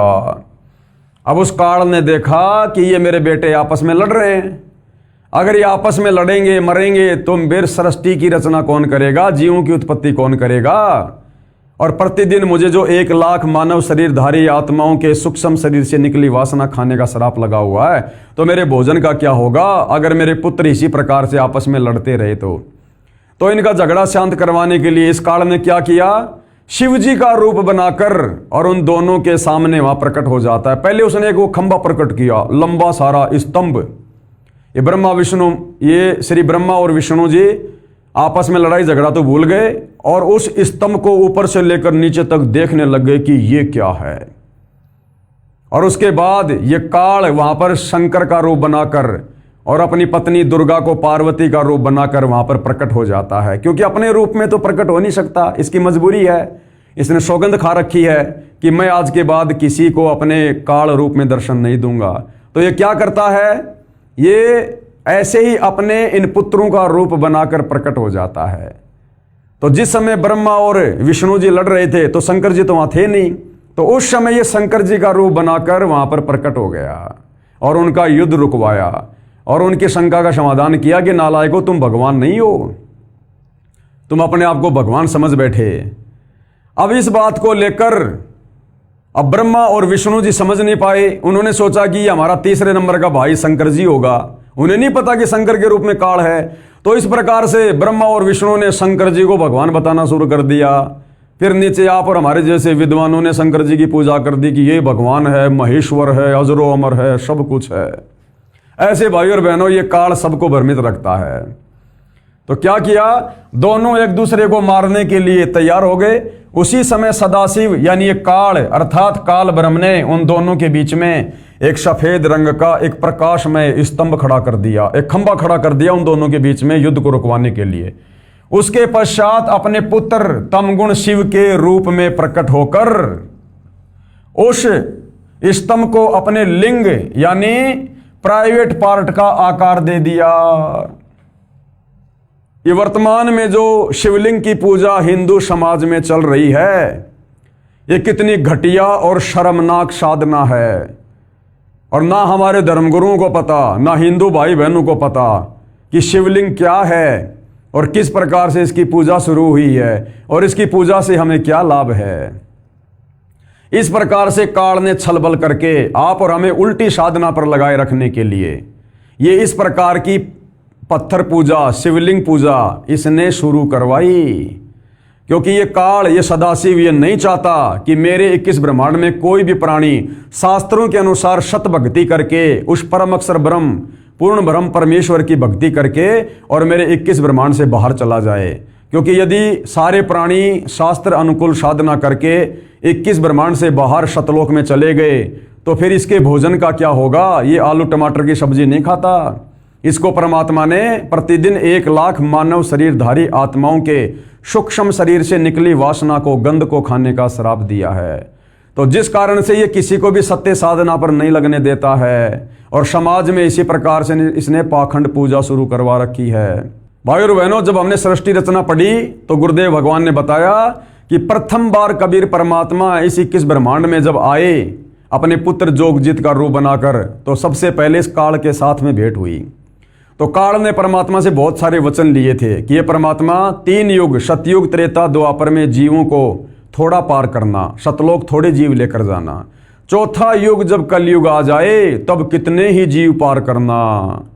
तो भाई और बहनों, चौथा युग वो कलयुग आने तक इस काल में हम जीवों को इस प्रकार से भक्ति के नाम पर उलझाना था, पत्थरों की पूजा करवानी थी, दुनिया भर के मंदिर, मस्जिद, चर्च, गुरुद्वारे, तरह तरह के धर्म जातियों में बांट दिया, ताकि जब वो परमात्मा इस कलयुग में आकर हमें ज्ञान समझाए, सत्य साधना बताए, तो हम उसकी एक भी बात ना माने और इसी प्रकार से पाखंड पूजा में लगा रहें। तो उसी पाखंड पूजा के तहत इसने शिवलिंग की पूजा शुरू करवाई, यानी काल ने अपने प्राइवेट पार्ट, अपने लिंग की पूजा हिंदू समाज में शुरू करवा रखी है। यानी शर्म आनी चाहिए कि हम लोग सदियों से अज्ञानता के चलते किस चीज की पूजा कर रहे थे। क्या कहा है? उसके पश्चात अपने पुत्र तमगुण शिव के रूप में प्रकट होकर उस स्तंभ को अपने लिंग यानी प्राइवेट पार्ट का आकार दे दिया। उसी दिन से शिव जी का लिंग विख्यात हुआ, यानी उसी दिन से ये शिवलिंग पूजा शुरू हो गई। लिंग पूजा आरंभ हुई 5वें अध्याय के श्लोक 26 और 31 में। उस काल ब्रह्म ने स्वयं शंकर के रूप में प्रकट होकर उनको बताया। क्या बताया? उन दोनों को क्या कहा? उनको बताया, यानी ब्रह्मा और विष्णु को बताया कि तुम दोनों में से कोई भी कर्ता नहीं है। कर्ता यानी भगवान, कि ब्रह्मा ना तो तू करता है सृष्टि का और ना ये विष्णु करता है सृष्टि का। तुमने यानी ब्रह्मा और विष्णु ने, क्योंकि लड़ाई उन दोनों की हो रही थी, जो अज्ञानता से यानी मूर्खता से अपने आप को ईश यानी भगवान माना, अपने को जगत का स्वामी माना, ये बड़ा ही अद्भुत हुआ। उसी भ्रम को दूर करने के लिए मैं यानी मैं काल, मैं सदाशिव रण स्थल पर आया हूं। यानी तुम जो झगड़ रहे हो ना, मैं यहां पर आया हूं। अब तुम दोनों अपना अभिमान त्याग कर मुझ ईश्वर में अपनी बुद्धि लगाओ। अब ब्रह्मा विष्णु महेश ने सोचा ये हमारा भाई शंकर है, तो इस प्रकार से दोनों फिर उसकी पूजा करने लग गए, अपने से उसको बड़ा मानने लग गए। इस प्रकार से इस काल ने सारा खेल खेला। ये हमारे सदग्रंथों में सब कुछ लिखा हुआ है भाई और बहनों। हे पुत्रों, वो काल, वो सदाशिव क्या कह रहा है ब्रह्मा और विष्णु को? हे पुत्रों, मैंने तुमको तुम्हारे तप के प्रतिफल में जगत की उत्पत्ति और स्थिति रूपी 2 कार्य दिए हैं। यानी ब्रह्मा, तेरे को मैंने रजोगुण से युक्त करके ये उत्पत्ति का एक कार्य भार दिया है, और विष्णु, तेरे को मैंने शतोगुण से युक्त करके स्थिति बनाए रखने के लिए मैंने तेरे को निमित्त बनाया है। इसी प्रकार मैंने शंकर और रुद्र को 2 कार्य, संहार व तिरोगति दिए हैं। अब देख लो भाई और बहनों, ये 5 हो गए 5। वो सदाशिव क्या कह रहा है कि ब्रह्मा और विष्णु तुम दोनों को मैंने एक एक कार्य दिए हैं, और फिर क्या कह रहा है? इसी प्रकार मैंने यानी सदाशिव ने शंकर और रुद्र को, अब शंकर और रुद्र ये 2 और हो गए, 2 हो गए ब्रह्मा और विष्णु, 2 हो गए शंकर और रुद्र। फिर ये बोलने वाला कौन है जो शंकर जी के रूप में था? ये काल सदाशिव।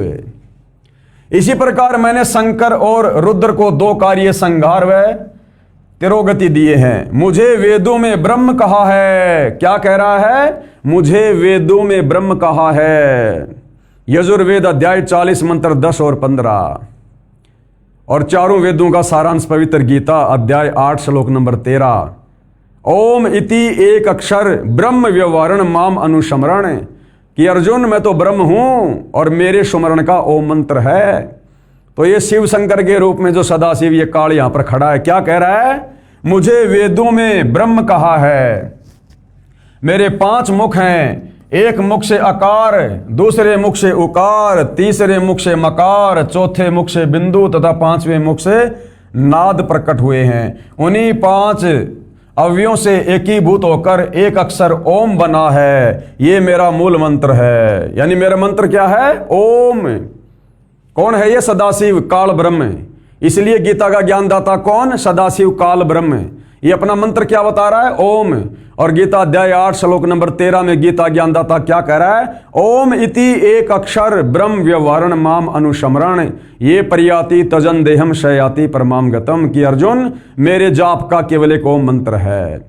तो गीता का ज्ञान श्री कृष्ण जी ने नहीं, बल्कि श्री कृष्ण जी के शरीर में प्रवेश करके इस काल ब्रह्म ने, इस सदाशिव ने, इस ज्योति निरंजन ने दिया, जिसका ओम मंत्र है।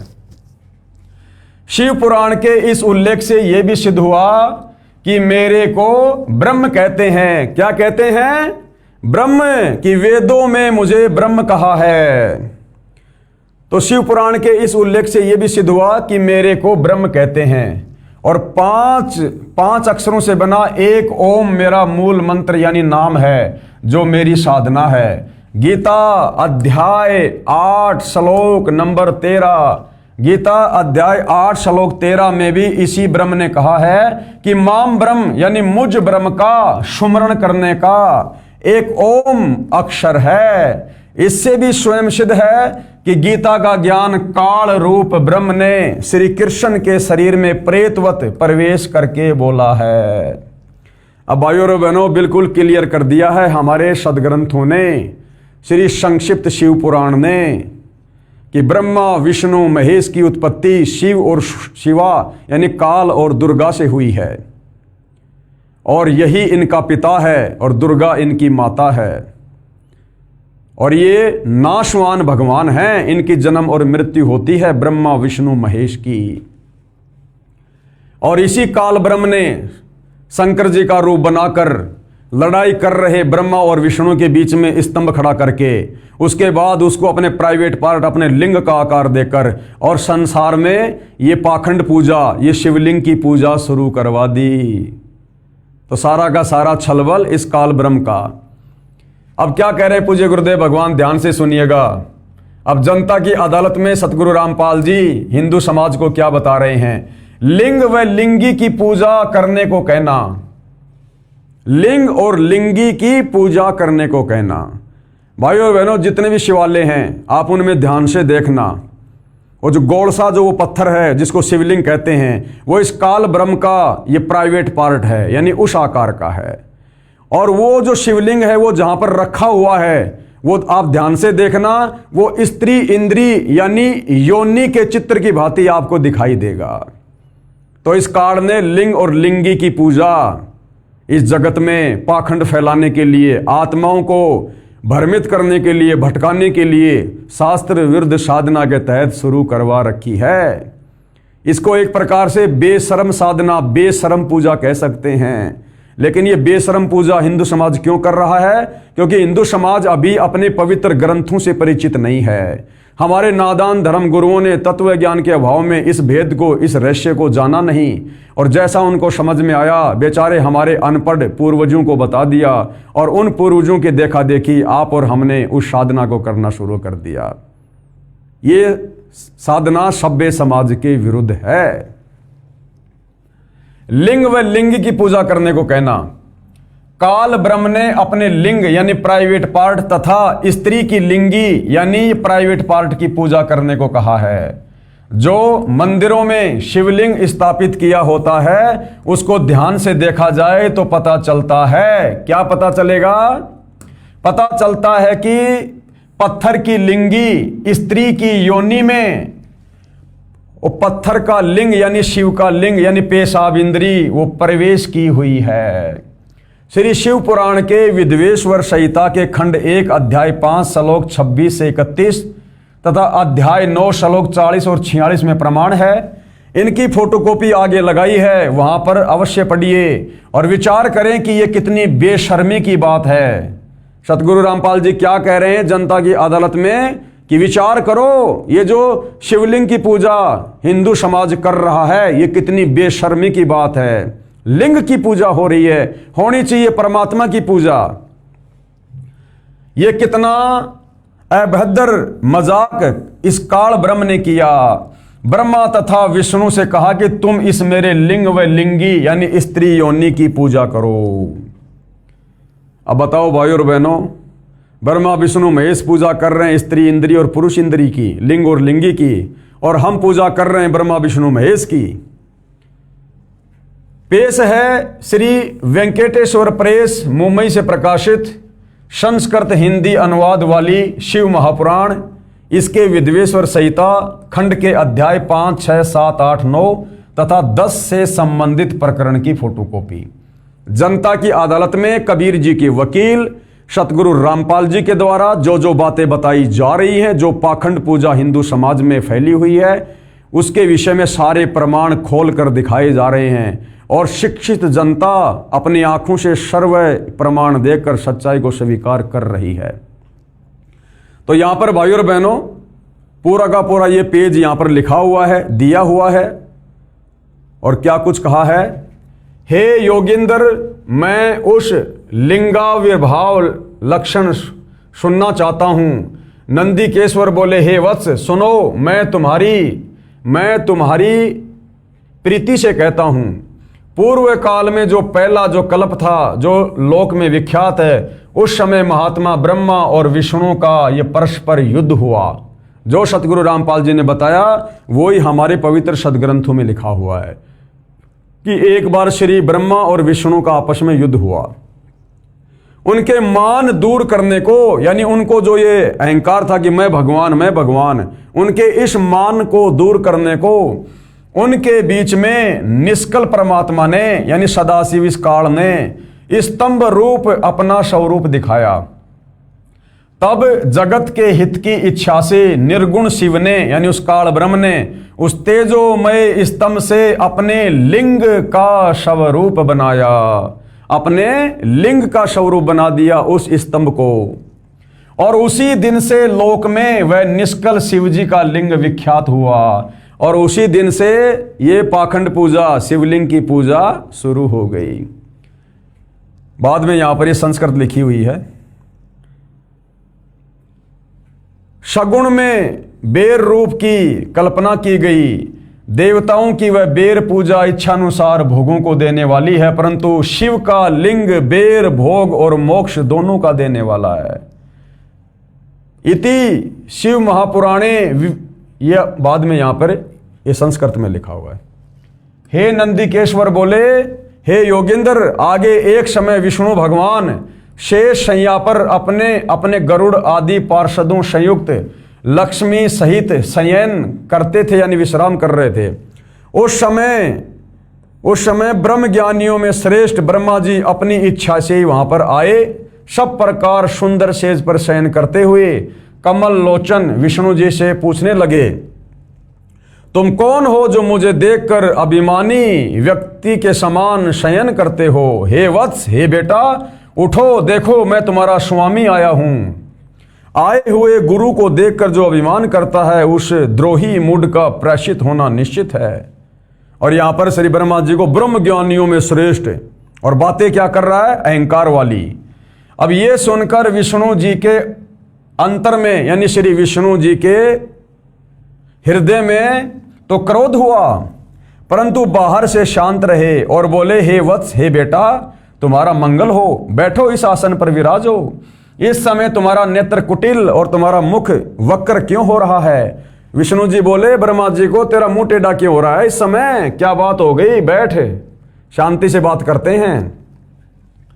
ब्रह्मा जी बोले, हे वत्स, यानी हे बेटा विष्णु, तुमको समय के प्रभाव से अभिमान हो गया है। हे पुत्र, मैं तुम्हारा रक्षक और जगत का पितामह हूं। विष्णु बोले, ये तो सब जगत मुझ में स्थित है, तुम चोर के समान किस प्रकार अपना कहते हो? यानी तू क्यों अपने आप को भगवान कह रहा है? भगवान तो मैं हूं। तुम मेरी नाभि कमल से उत्पन्न हुए हो। ये बीच में फिर ये संस्कृत आ गई है, हम सीधा हिंदी पे चलेंगे। तुम मेरे नाभि कमल से उत्पन्न हुए हो, इससे मेरे पुत्र हो। मुझे पुत्र कहना व्यर्थ है। विष्णु जी बोले, तू मेरा बेटा है, मेरे नाभि कमल से उत्पन्न हुआ है, और तू मुझे अपना बेटा कह रहा है, ये गलत बात है। नंदीकेश्वर बोले, इस प्रकार ब्रह्मा विष्णु दोनों ही रजोगुण से मुग्ध होकर विवाद करने लगे। मैं श्रेष्ठ हूं, मैं स्वामी हूं, ऐसा कहकर एक दूसरे को मारने की इच्छा से युद्ध करने लगे। और हंस और गरुड़ वाहन पर स्थित हो ये दोनों देव युद्ध करने लगे। अब बताओ, ब्रह्मा और विष्णु दोनों अपने अपने वाहन पर चढ़कर आपस में झगड़ा करने लगे। किस बात को लेकर? ब्रह्मा कह रहा कि मैं भगवान हूं, विष्णु कह रहा मैं भगवान हूं। अरे आप और हम तो इनको भगवान मान रहे हैं, और ये आपस में निर्णय नहीं कर पा रहे कि हम भगवान हैं कि नहीं है। वो कह रहा मैं भगवान, वो कह रहा मैं भगवान। अभी तक इनका ही झगड़ा चल रहा है और हम इनको भगवान मान के पूज रहे हैं। तब ब्रह्मा और विष्णु के वाहन गण भी युद्ध करने लगे। गरुड़ और जो श्री ब्रह्मा जी का वाहन था हंस, वो भी आपस में लड़ाई झगड़ा वो करने लगे। तब संपूर्ण देवता विमान में बैठकर उस महायुद्ध देखने को चले आए।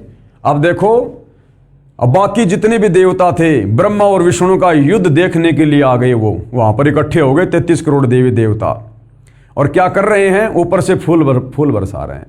हमारे देवता ऊपर से फूल बरसा रहे हैं उस युद्ध को देखकर। ये है हमारे देवता जिनकी हम भक्ति करके मोक्ष चाहते हैं, शांति चाहते हैं। अरे दो भाई आपस में किसी बात को लेकर अगर लड़ाई झगड़ा भी कर रहे हैं तो बाकी लोगों का क्या फर्ज बनता है? उनके झगड़े को शांत करवाना। देवताओं ने यह कहना चाहिए था कि भगवान आप हमारे में से श्रेष्ठ देव हो, अगर आप भी इस प्रकार से लड़ोगे झगड़ोगे तो हमारा क्या होगा। उनकी लड़ाई झगड़ाई समाप्त करने के बजाय हमारे देवता लोग वहां पर युद्ध को देखने आ गए और ऊपर से फूल बरसा रहे हैं कि लड़ो मरो, लड़ो मरो। तब संपूर्ण देवता विमानों में बैठकर उस महा अद्भुत युद्ध देखने को चले आए। जैसे दो जोटे आपस में लड़ाई करते हैं लोग देखते हैं ना, ऐसे ब्रह्मा और विष्णु जी लड़ रहे हैं जिनको हम भगवान कहते हैं। ये भगवानों के लक्षण है ये। अरे समाज में थोड़ा बहुत जो आदमी जो विवेक और बुद्धि का इस्तेमाल करता है ना, वो भी आपस में नहीं लड़ते झगड़ते। ये तो आप और हमारी बुद्धि स्तर से भी गिरे हुए हैं। बताओ, भगवान होकर और आपस में लड़ाई झगड़ा कर रहे हैं ये, और हम इनकी पूजा करके मोक्ष चाहते हैं। और आकाश में उनके ऊपर फूल बरसाने लगे। देवता उनके ऊपर फूल बरसा रहे हैं कि बहुत बढ़िया, लड़ो लड़ो लड़ो। जैसे दो पहलवान आपस में लड़ते हैं और दुनिया तालियां बजाती है। तब विष्णु जी क्रोध पर ब्रह्मा जी की छाती में, तब विष्णु जी ने क्या किया? ब्रह्मा जी की छाती में आगे का प्रकरण ही कटा हुआ है भाई और बहनों। हे कुमार, इस प्रकार मधुर वाणी से पार्वती पति शंकर ने उन सब देवताओं को संतुष्ट किया। तब शिव ने अपने 100 गणों उस समर स्थान में जाने की आज्ञा दी जहां ब्रह्मा और विष्णु थे। तब शंकर के पयान समय में अनेक प्रकार के बाजे बजने लगे। अनेक प्रकार के वाहनों पर चढ़ विविध भूषण पहरे गणेश्वर चलने को उद्यत हुए। प्रणव के समान आकाश से सर्वत्र व्याप्त पंचमंडल से मंडित भद्र रथ में अंबिकापति गिरीश चढ़े और पुत्र तथा गण भी संग हुए। उस समय इंद्रादि देवता उनके पीछे चलने लगे। सुंदर ध्वजा जैन चमर पुष्प वर्षा संगीत नृत्य बाजू से सम्मानित हो शिवजी पार्वती सहित ब्रह्मा विष्णु के निकट समर भूमि में सेना सहित गए। जाकर मेघों के मध्य में छिपकर, बादलों की ओट में छिपकर हमारे शंकर और पार्वती जी भी युद्ध देखने लगे। आगे देखिएगा, उनका निरंतर होने वाला युद्ध देखा। यानी शंकर और पार्वती जी ने भी और गणेश आदि ने भी बादलों की ओट में छुपकर उनका युद्ध देखा, आनंद ले रहे थे उनकी लड़ाई का। उस समय बाजों की ध्वनि नहीं हो रही थी और बड़ा गणों का भी शब्द शांत हो गया था। उस समय ब्रह्मा और विष्णु आपस में एक दूसरे को मारने की इच्छा से महेश्वर और पाशुपाते तथा अस्त्रों की ज्वाला मानव त्रिलोकी भस्म करने लगे। जैसे मिसाइल वगैरह छोड़ देते हैं, इस प्रकार से वो अपने अस्त्र शस्त्रों को छोड़ के और भयंकर तरीके से युद्ध करने लगे। तब शिवजी वह अकाल प्रलय देखकर महाअग्नि के स्तंभ के समान, महाभयंकर आकृति के समान उन दोनों के बीच में वह निर्गुण ब्रह्म स्थित हुए। फिर आ गया वो काल ने देखा ये मरेंगे आपस में, और ये मरेंगे तो फिर मेरे भोजन का क्या होगा। फिर काल वहां पर आ गया स्तंभ रूप बनाकर। वह लोक क्षय करने में समर्थ अस्त्र उस महाअग्नि के प्रकट होते ही क्षण मात्र में निपतित हो गए।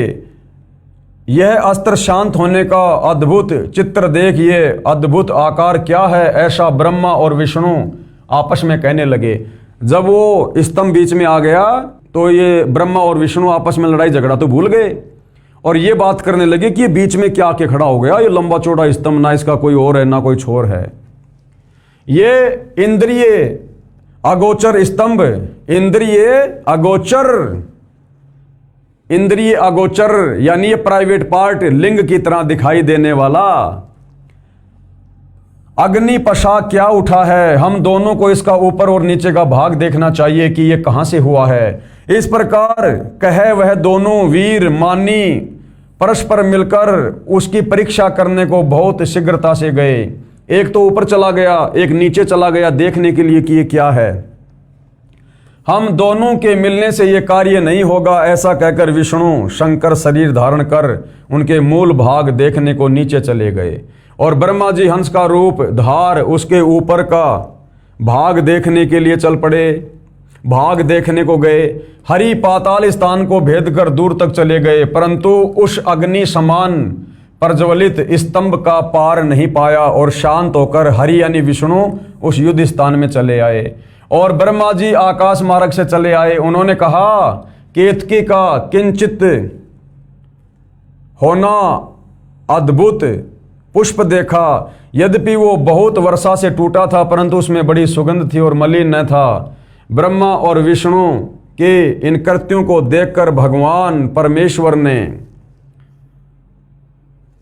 स्तंभ है सो जगत के दर्शन और पूजा के निमित्त अणु मात्र बहुत छोटा हो जाएगा, ये लिंग मुक्ति और मुक्ति का साधन होगा। यानी काल ने वो लिंग की पूजा शुरू करवा दी, क्या कहकर ये लिंग मुक्ति और मुक्ति का साधन होगा।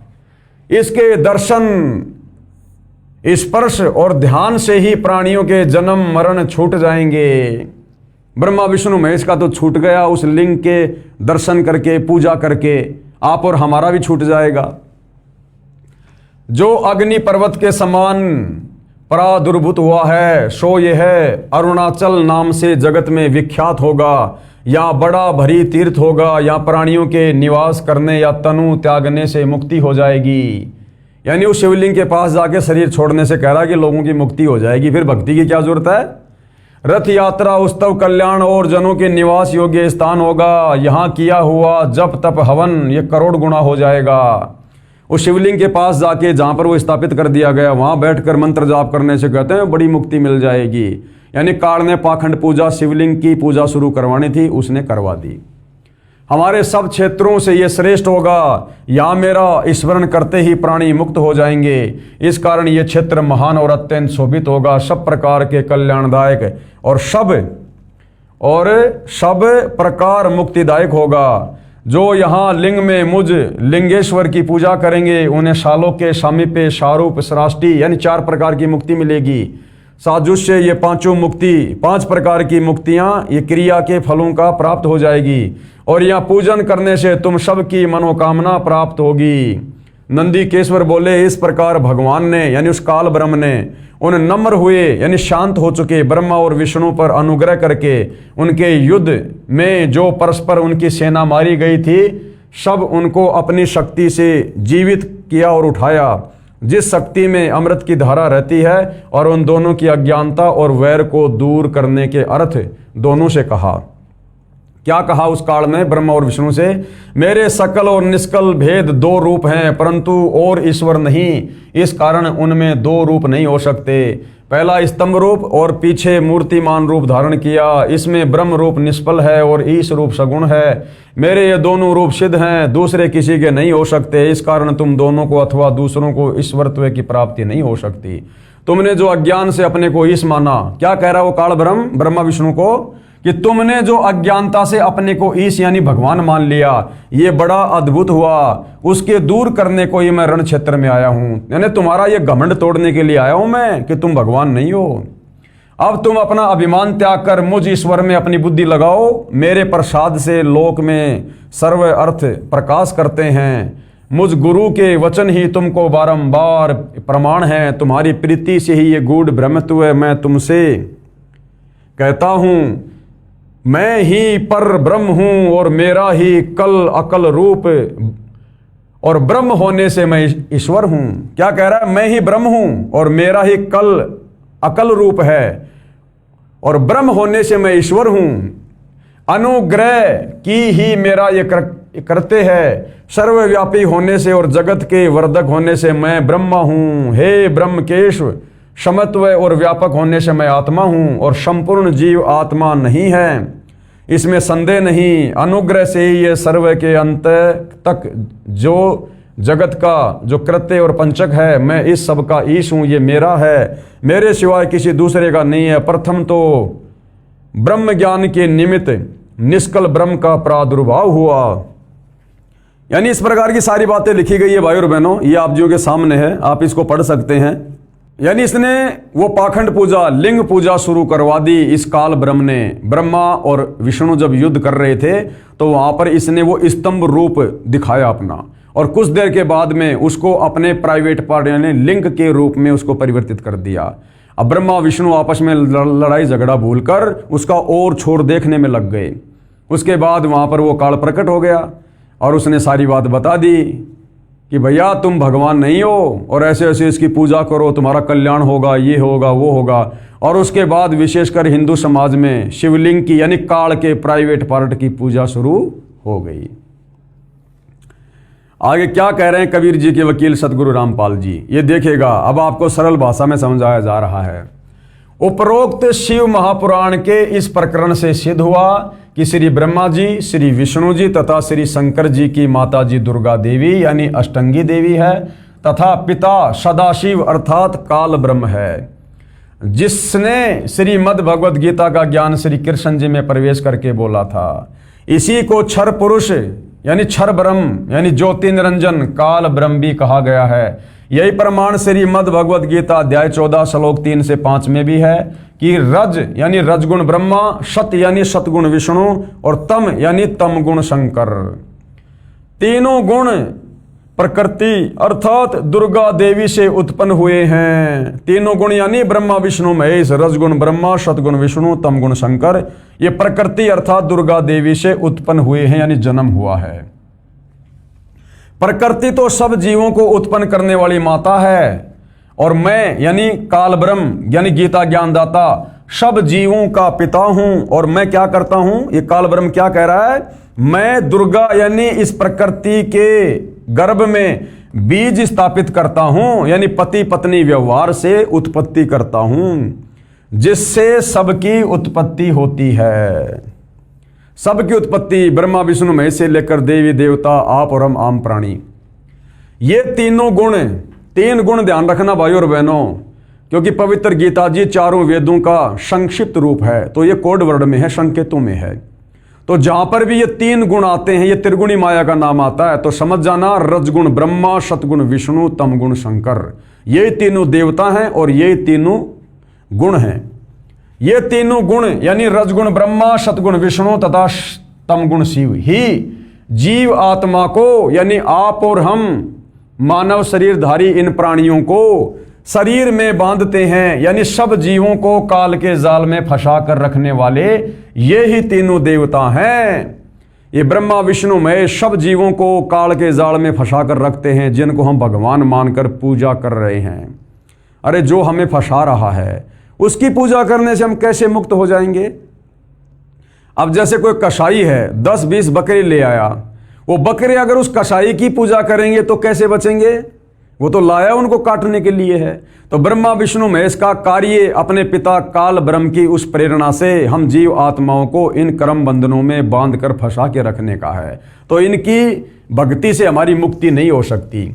ये ही तीनों देवता हैं और यही प्रमाण गीता अध्याय 7 श्लोक 12 से 15 में है कि जिनकी बुद्धि तीनों गुणों यानी रजगुण ब्रह्मा, सतगुण विष्णु तथा तमगुण शिव से मिलने वाले क्षणिक लाभ तक सीमित है कि ब्रह्मा विष्णु महेश हमें कुछ लाभ देंगे, यानी जिनका ज्ञान हरा जा चुका है, यानी जो ब्रह्मा विष्णु महेश की भक्ति करते हैं। गीता जी अध्याय 7 श्लोक नंबर 12 से 15 में गीता ज्ञानदाता काल ब्रह्म, ब्रह्मा विष्णु महेश यानी तीनों गुण रजगुण ब्रह्मा, सतगुण विष्णु, तमगुण शंकर, इन तीनों की पूजा करने वाले को 4 गालियां दे रहा है। वे राक्षस स्वभाव को धारण किए हुए यानी ब्रह्मा विष्णु महेश की पूजा करने वाले, तीनों गुणों की पूजा करने वाले लोगों को काल ब्रह्म क्या कह रहा है, वे राक्षस स्वभाव को धारण किए हुए मनुष्यों में नीच दूषित कर्म करने वाले मूर्ख हैं जो मुझे यानी गीता ज्ञानदाता को भी नहीं बसते, यानी मेरे ओम नाम की भक्ति भी नहीं करते, जो गीता जी और चारों वेदों की सर्वश्रेष्ठ भक्ति है वो भी नहीं करते। ये तो ब्रह्मा विष्णु महेश की भक्ति कर रहे हैं, उसी की पूजा कर रहे हैं, जिससे इनका कोई भला कोई मुक्ति नहीं होने वाली। विशेष श्री शिव पुराण के विद्वेश्वर संहिता खंड 1 अध्याय 9 के श्लोक 40 और 46 तथा अध्याय 5 के श्लोक 26 से 31 की फोटोकॉपी ऊपर लगी है, जो अभी हमने देख ली है। इनमें कहा है कि काल ब्रह्म ने क्या कहा है कि जीवों को जन्म मृत्यु के चक्कर में रजगुण ब्रह्मा, सतगुण विष्णु तथा तमगुण शिव, ये तीनों गुण यानी तीनों देवता डालते हैं। जीवों को जन्म और मरण के चक्कर में यही तीनों देवता बांध के रखते हैं, रजगुण ब्रह्मा, सतगुण विष्णु, तमगुण शंकर। अपना बचाव कर रहा है कौन? ये काल अपना बचाव कर रहा है। ब्रह्मा विष्णु महेश के ऊपर डाल दिया सारा कूड़ा करकट कि ये तीनों देवता भाई जो तुम लोगों को कर्म बंधनों में बांध के रखते हैं। और बंधवा कौन रहा है? ये काल है। तीनों देवताओं को एक एक गुण से युक्त इस काल ने कर रखा, अपने भोजन के लिए, अपने स्वार्थ के लिए, लेकिन बुराई अपने सिर नहीं ले रहा, इन तीनों के ऊपर डाल रहा है कि जीव आत्माओं को कर्म बंधनों में ये ब्रह्मा विष्णु महेश ये तीनों गुण ही डालकर रखते हैं, फंसा कर रखते हैं। यह काल ब्रह्म इस प्रकार कपट युक्त कार्य करता है, धोखाधड़ी करता है। ये गीता अध्याय 7 श्लोक 12 में इसी ने कहा है कि जो कुछ तीनों गुणों यानी रजगुण ब्रह्मा से उत्पत्ति, सतगुण विष्णु से स्थिति तथा तमगुण शिव से संहार हो रहा है, इसका निमित्त मैं हूं। यानी मुख्य जो कर्ता धरता है 21 ब्रह्मांड में हम जीव आत्माओं को जन्म और मरण के चक्कर में डाले रखने के लिए, ये मुख्य कारण काल ब्रह्म है। इसी काल ब्रह्म के एक एक गुण से प्रभावित होकर ये ब्रह्मा विष्णु महेश अपना कार्य कर रहे हैं। विष्णु जी के सतोगुण के प्रभाव से जीवों की स्थिति, ब्रह्मा जी के रजोगुण के प्रभाव से हम संतान उत्पत्ति करते हैं, और तमगुण शंकर जी के तमोगुण के प्रभाव से आपस में लड़ाई झगड़ा, मार पिटाई वगैरह। तो मूल कारण कौन है? ये काल ब्रह्म है। और ये काल ब्रह्म अपने ऊपर ना लेकर ब्रह्मा विष्णु महेश के ऊपर ही टोपी पहना रहा है कि भैया ये ब्रह्मा विष्णु महेश ये तीनों गुण जीव आत्माओं को जन्म और मरण के चक्कर में बांध कर रखे हुए हैं, और जो इनकी पूजा करता है वो राक्षस स्वभाव को धारण किया हुआ मनुष्यों में नीच दूषित कर्म करने वाला मूर्ख आदमी है। यानी गीता जी में ब्रह्मा विष्णु महेश की तीनों गुणों की पूजा करने वालों को 4 गालियां दी गई है। अब देख लो भाई और बहनों, जनता की अदालत में जनता के सामने कबीर जी के वकील सतगुरु रामपाल जी ने हिंदू धर्मशास्त्रों को दिखाकर सब कुछ क्लियर कर दिया है। परम अक्षर ब्रह्म कौन है? परम अक्षर ब्रह्म कबीर देव, कबीर परमात्मा, सारी सृष्टि के मालिक है। परम अक्षर ब्रह्म यानी कबीर जी ने यथार्थ ज्ञान अपनी प्रिय आत्मा संत गरीबदास छुड़ाने वाले को बताया। उन्होंने अपनी वाणी में उसे समझाया, कहा कि अकेले ब्रह्मा विष्णु तथा शिव इसके कारण नहीं है, क्योंकि आदरणीय गरीबदास जी को कबीर परमात्मा जब उनकी 10 साल की उम्र थी छुड़ानी के खेतों में आकर मिले थे, और उनकी आत्मा को शरीर से निकालकर सतलोक लेकर गए थे। और सतलोक ले जाते समय यहाँ के 21 ब्रह्मांड के सारे ब्रह्मांड दिखाए, यहाँ के ब्रह्मा विष्णु महेश धर्मराय दुर्गा सबके लोक से परिचित करवाया कि देखो ये बैठा है ब्रह्मा, ये बैठा विष्णु, ये बैठा शंकर, और देवी दुर्गा का लोक दिखाया। ऊपर ब्रह्म लोक में वो काल दिखाया कि जिसको तुम निराकार परमात्मा कहते हो, ये है वो काल है जो ब्रह्मा विष्णु महेश को निमित्त बना के सब जीवों को जो है वो फंसा के रखता है। तो आदरणीय गरीबदास जी सारी स्थिति से परिचित थे। परमात्मा फिर सतलोक ले गए, फिर उनको सतलोक दिखाया, वहाँ कितने ठाट बाट है, कितने सुख हैं। और उसके बाद गरीबदास जी का ज्ञान योग खोला। उसके बाद गरीबदास जी ने अपने सदग्रंथ साहिब में अमृतवाणियाँ लिखवाई और क्या कहा कि अकेले ब्रह्मा विष्णु महेश ही जीव आत्माओं को फांसने के कारण नहीं है, ये काल और दुर्गा ये हैं मुख्य। ये पांचों मिलकर हम जीव आत्माओं को यहाँ पर शरीर में बांधकर और हमारे को काल के जाल में फंसा के रखते हैं। ब्रह्मा विष्णु महेश्वर माया और धर्मराय कहिए। ब्रह्मा विष्णु महेश, माया यानी दुर्गा, और धर्मराय यानी ये काल है, यानी ये 5 हो गए। ब्रह्मा विष्णु महेश इनकी माँ है ये माया दुर्गा, और इनका पिता है धर्मराय ये काल है। ब्रह्मा विष्णु महेश माया और धर्मराया कहिए, इन पांचों मिल परपंच बनाया और वाणी हमरी लइये।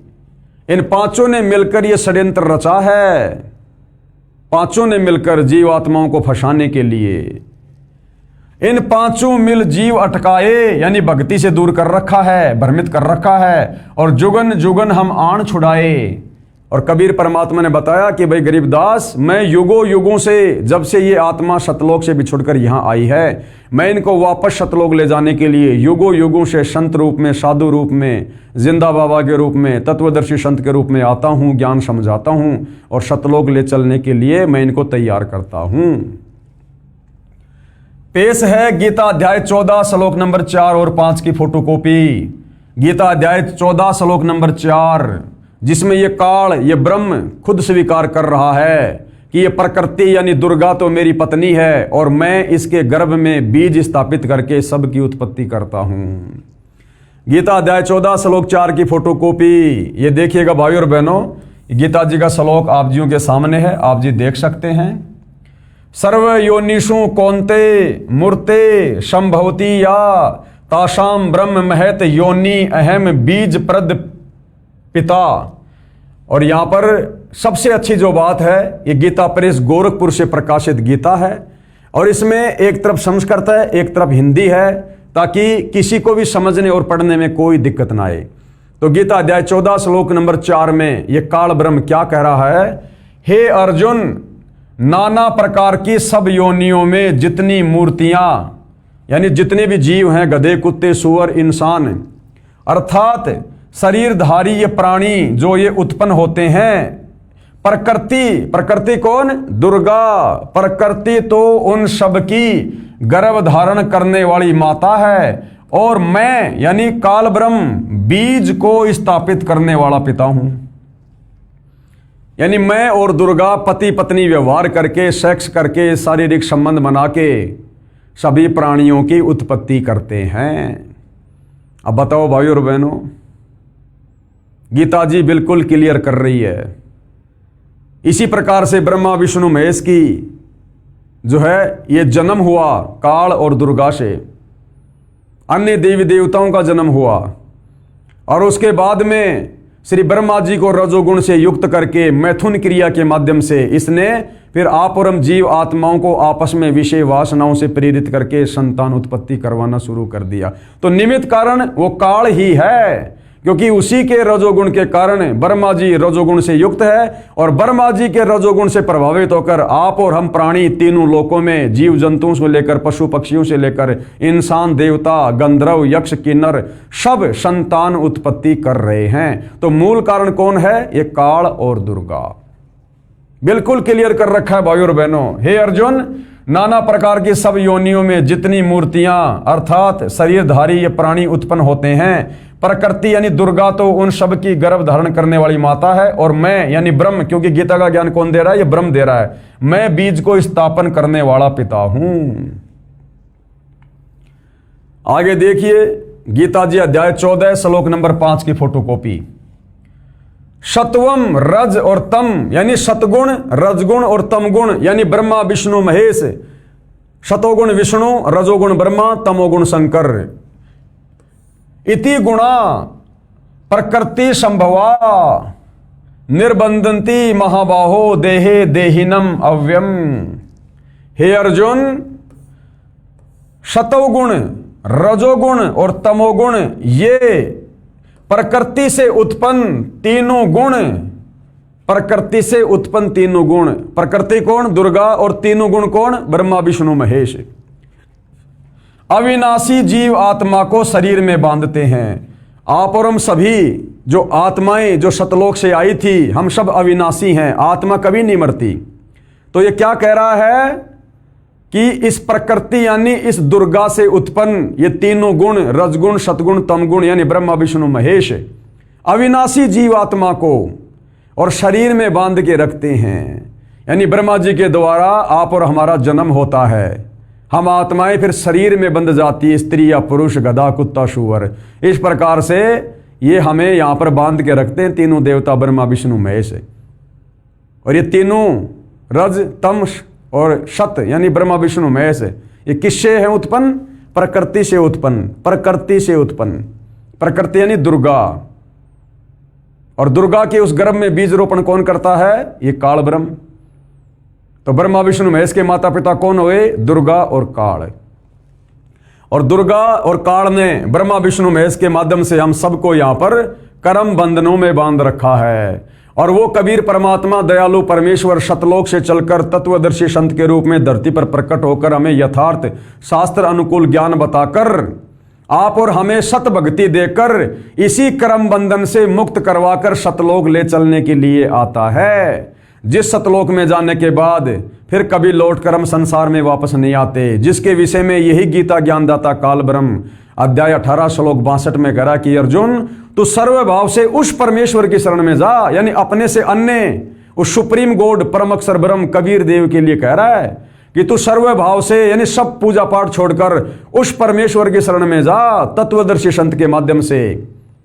फिर तू कभी संसार में लौटकर वापस नहीं आएगा, कभी भी फिर तू इन कर्म बंधनों में नहीं बंधेगा, तू सदा सदा के लिए मुक्त हो जाएगा, सतलोक चला जाएगा। यही सच्चाई 600 साल पहले कबीर जी ने बताई थी, जो आज सब ग्रंथों से प्रमाणित हुई, जो इस प्रकार है।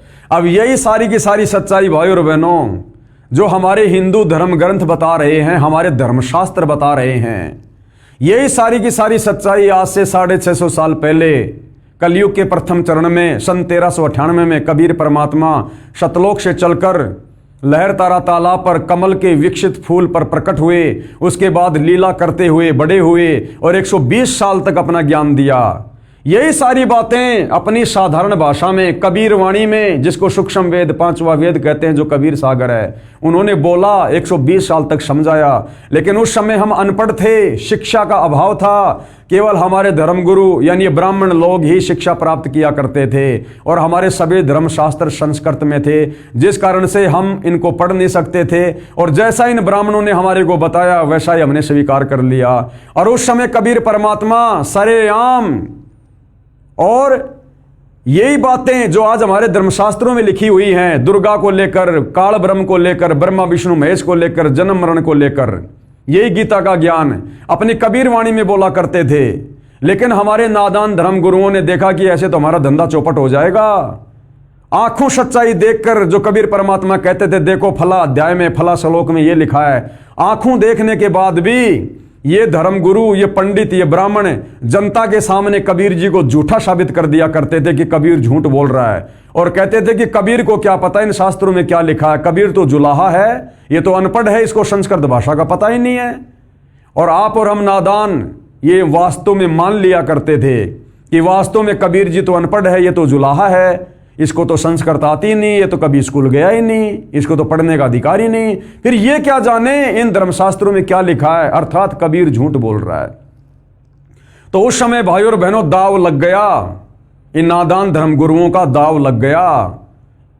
बात बात पर कह दिया करते थे कबीर अनपढ़ है, कबीर को क्या पता संस्कृत का, और हम लोग मान लिया करते थे कि भाई वास्तव में बात तो सही है, कबीर जी को क्या पता संस्कृत का, कबीर जी को क्या पता इन वेदों का, कभी इसने पढ़े नहीं, कभी देखे नहीं, तो कबीर झूठ बोल रहा है। इस कारण से भाई और बहनों ये सच्चाई दबी की दबी रह गई। लेकिन आज वही कबीर पुनः 8 सितंबर 1951 को गांव धनाना जिला सोनीपत हरियाणा में प्रकट हो चुका है। सन 1994 से अपने यथार्थ 13वें कबीर पंथ की शुरुआत करके जन जन तक ज्ञान पहुंचा दिया है। ये धर्मशास्त्र लिख दिए हैं, सच्चाई जनता के सामने पेश कर दी है। आज वो दाव इन नादान धर्मगुरुओं का नहीं लगेगा। क्यों?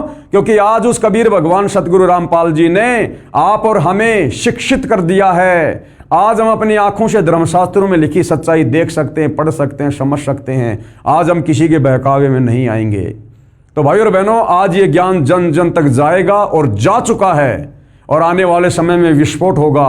पूरा विश्व इन नादान धर्म गुरुओं को धिक्कारेगा, दुत्कारेगा और अपनी आत्मा के कल्याण के लिए सतगुरु रामपाल जी की शरण में आकर सत भक्ति करेगा।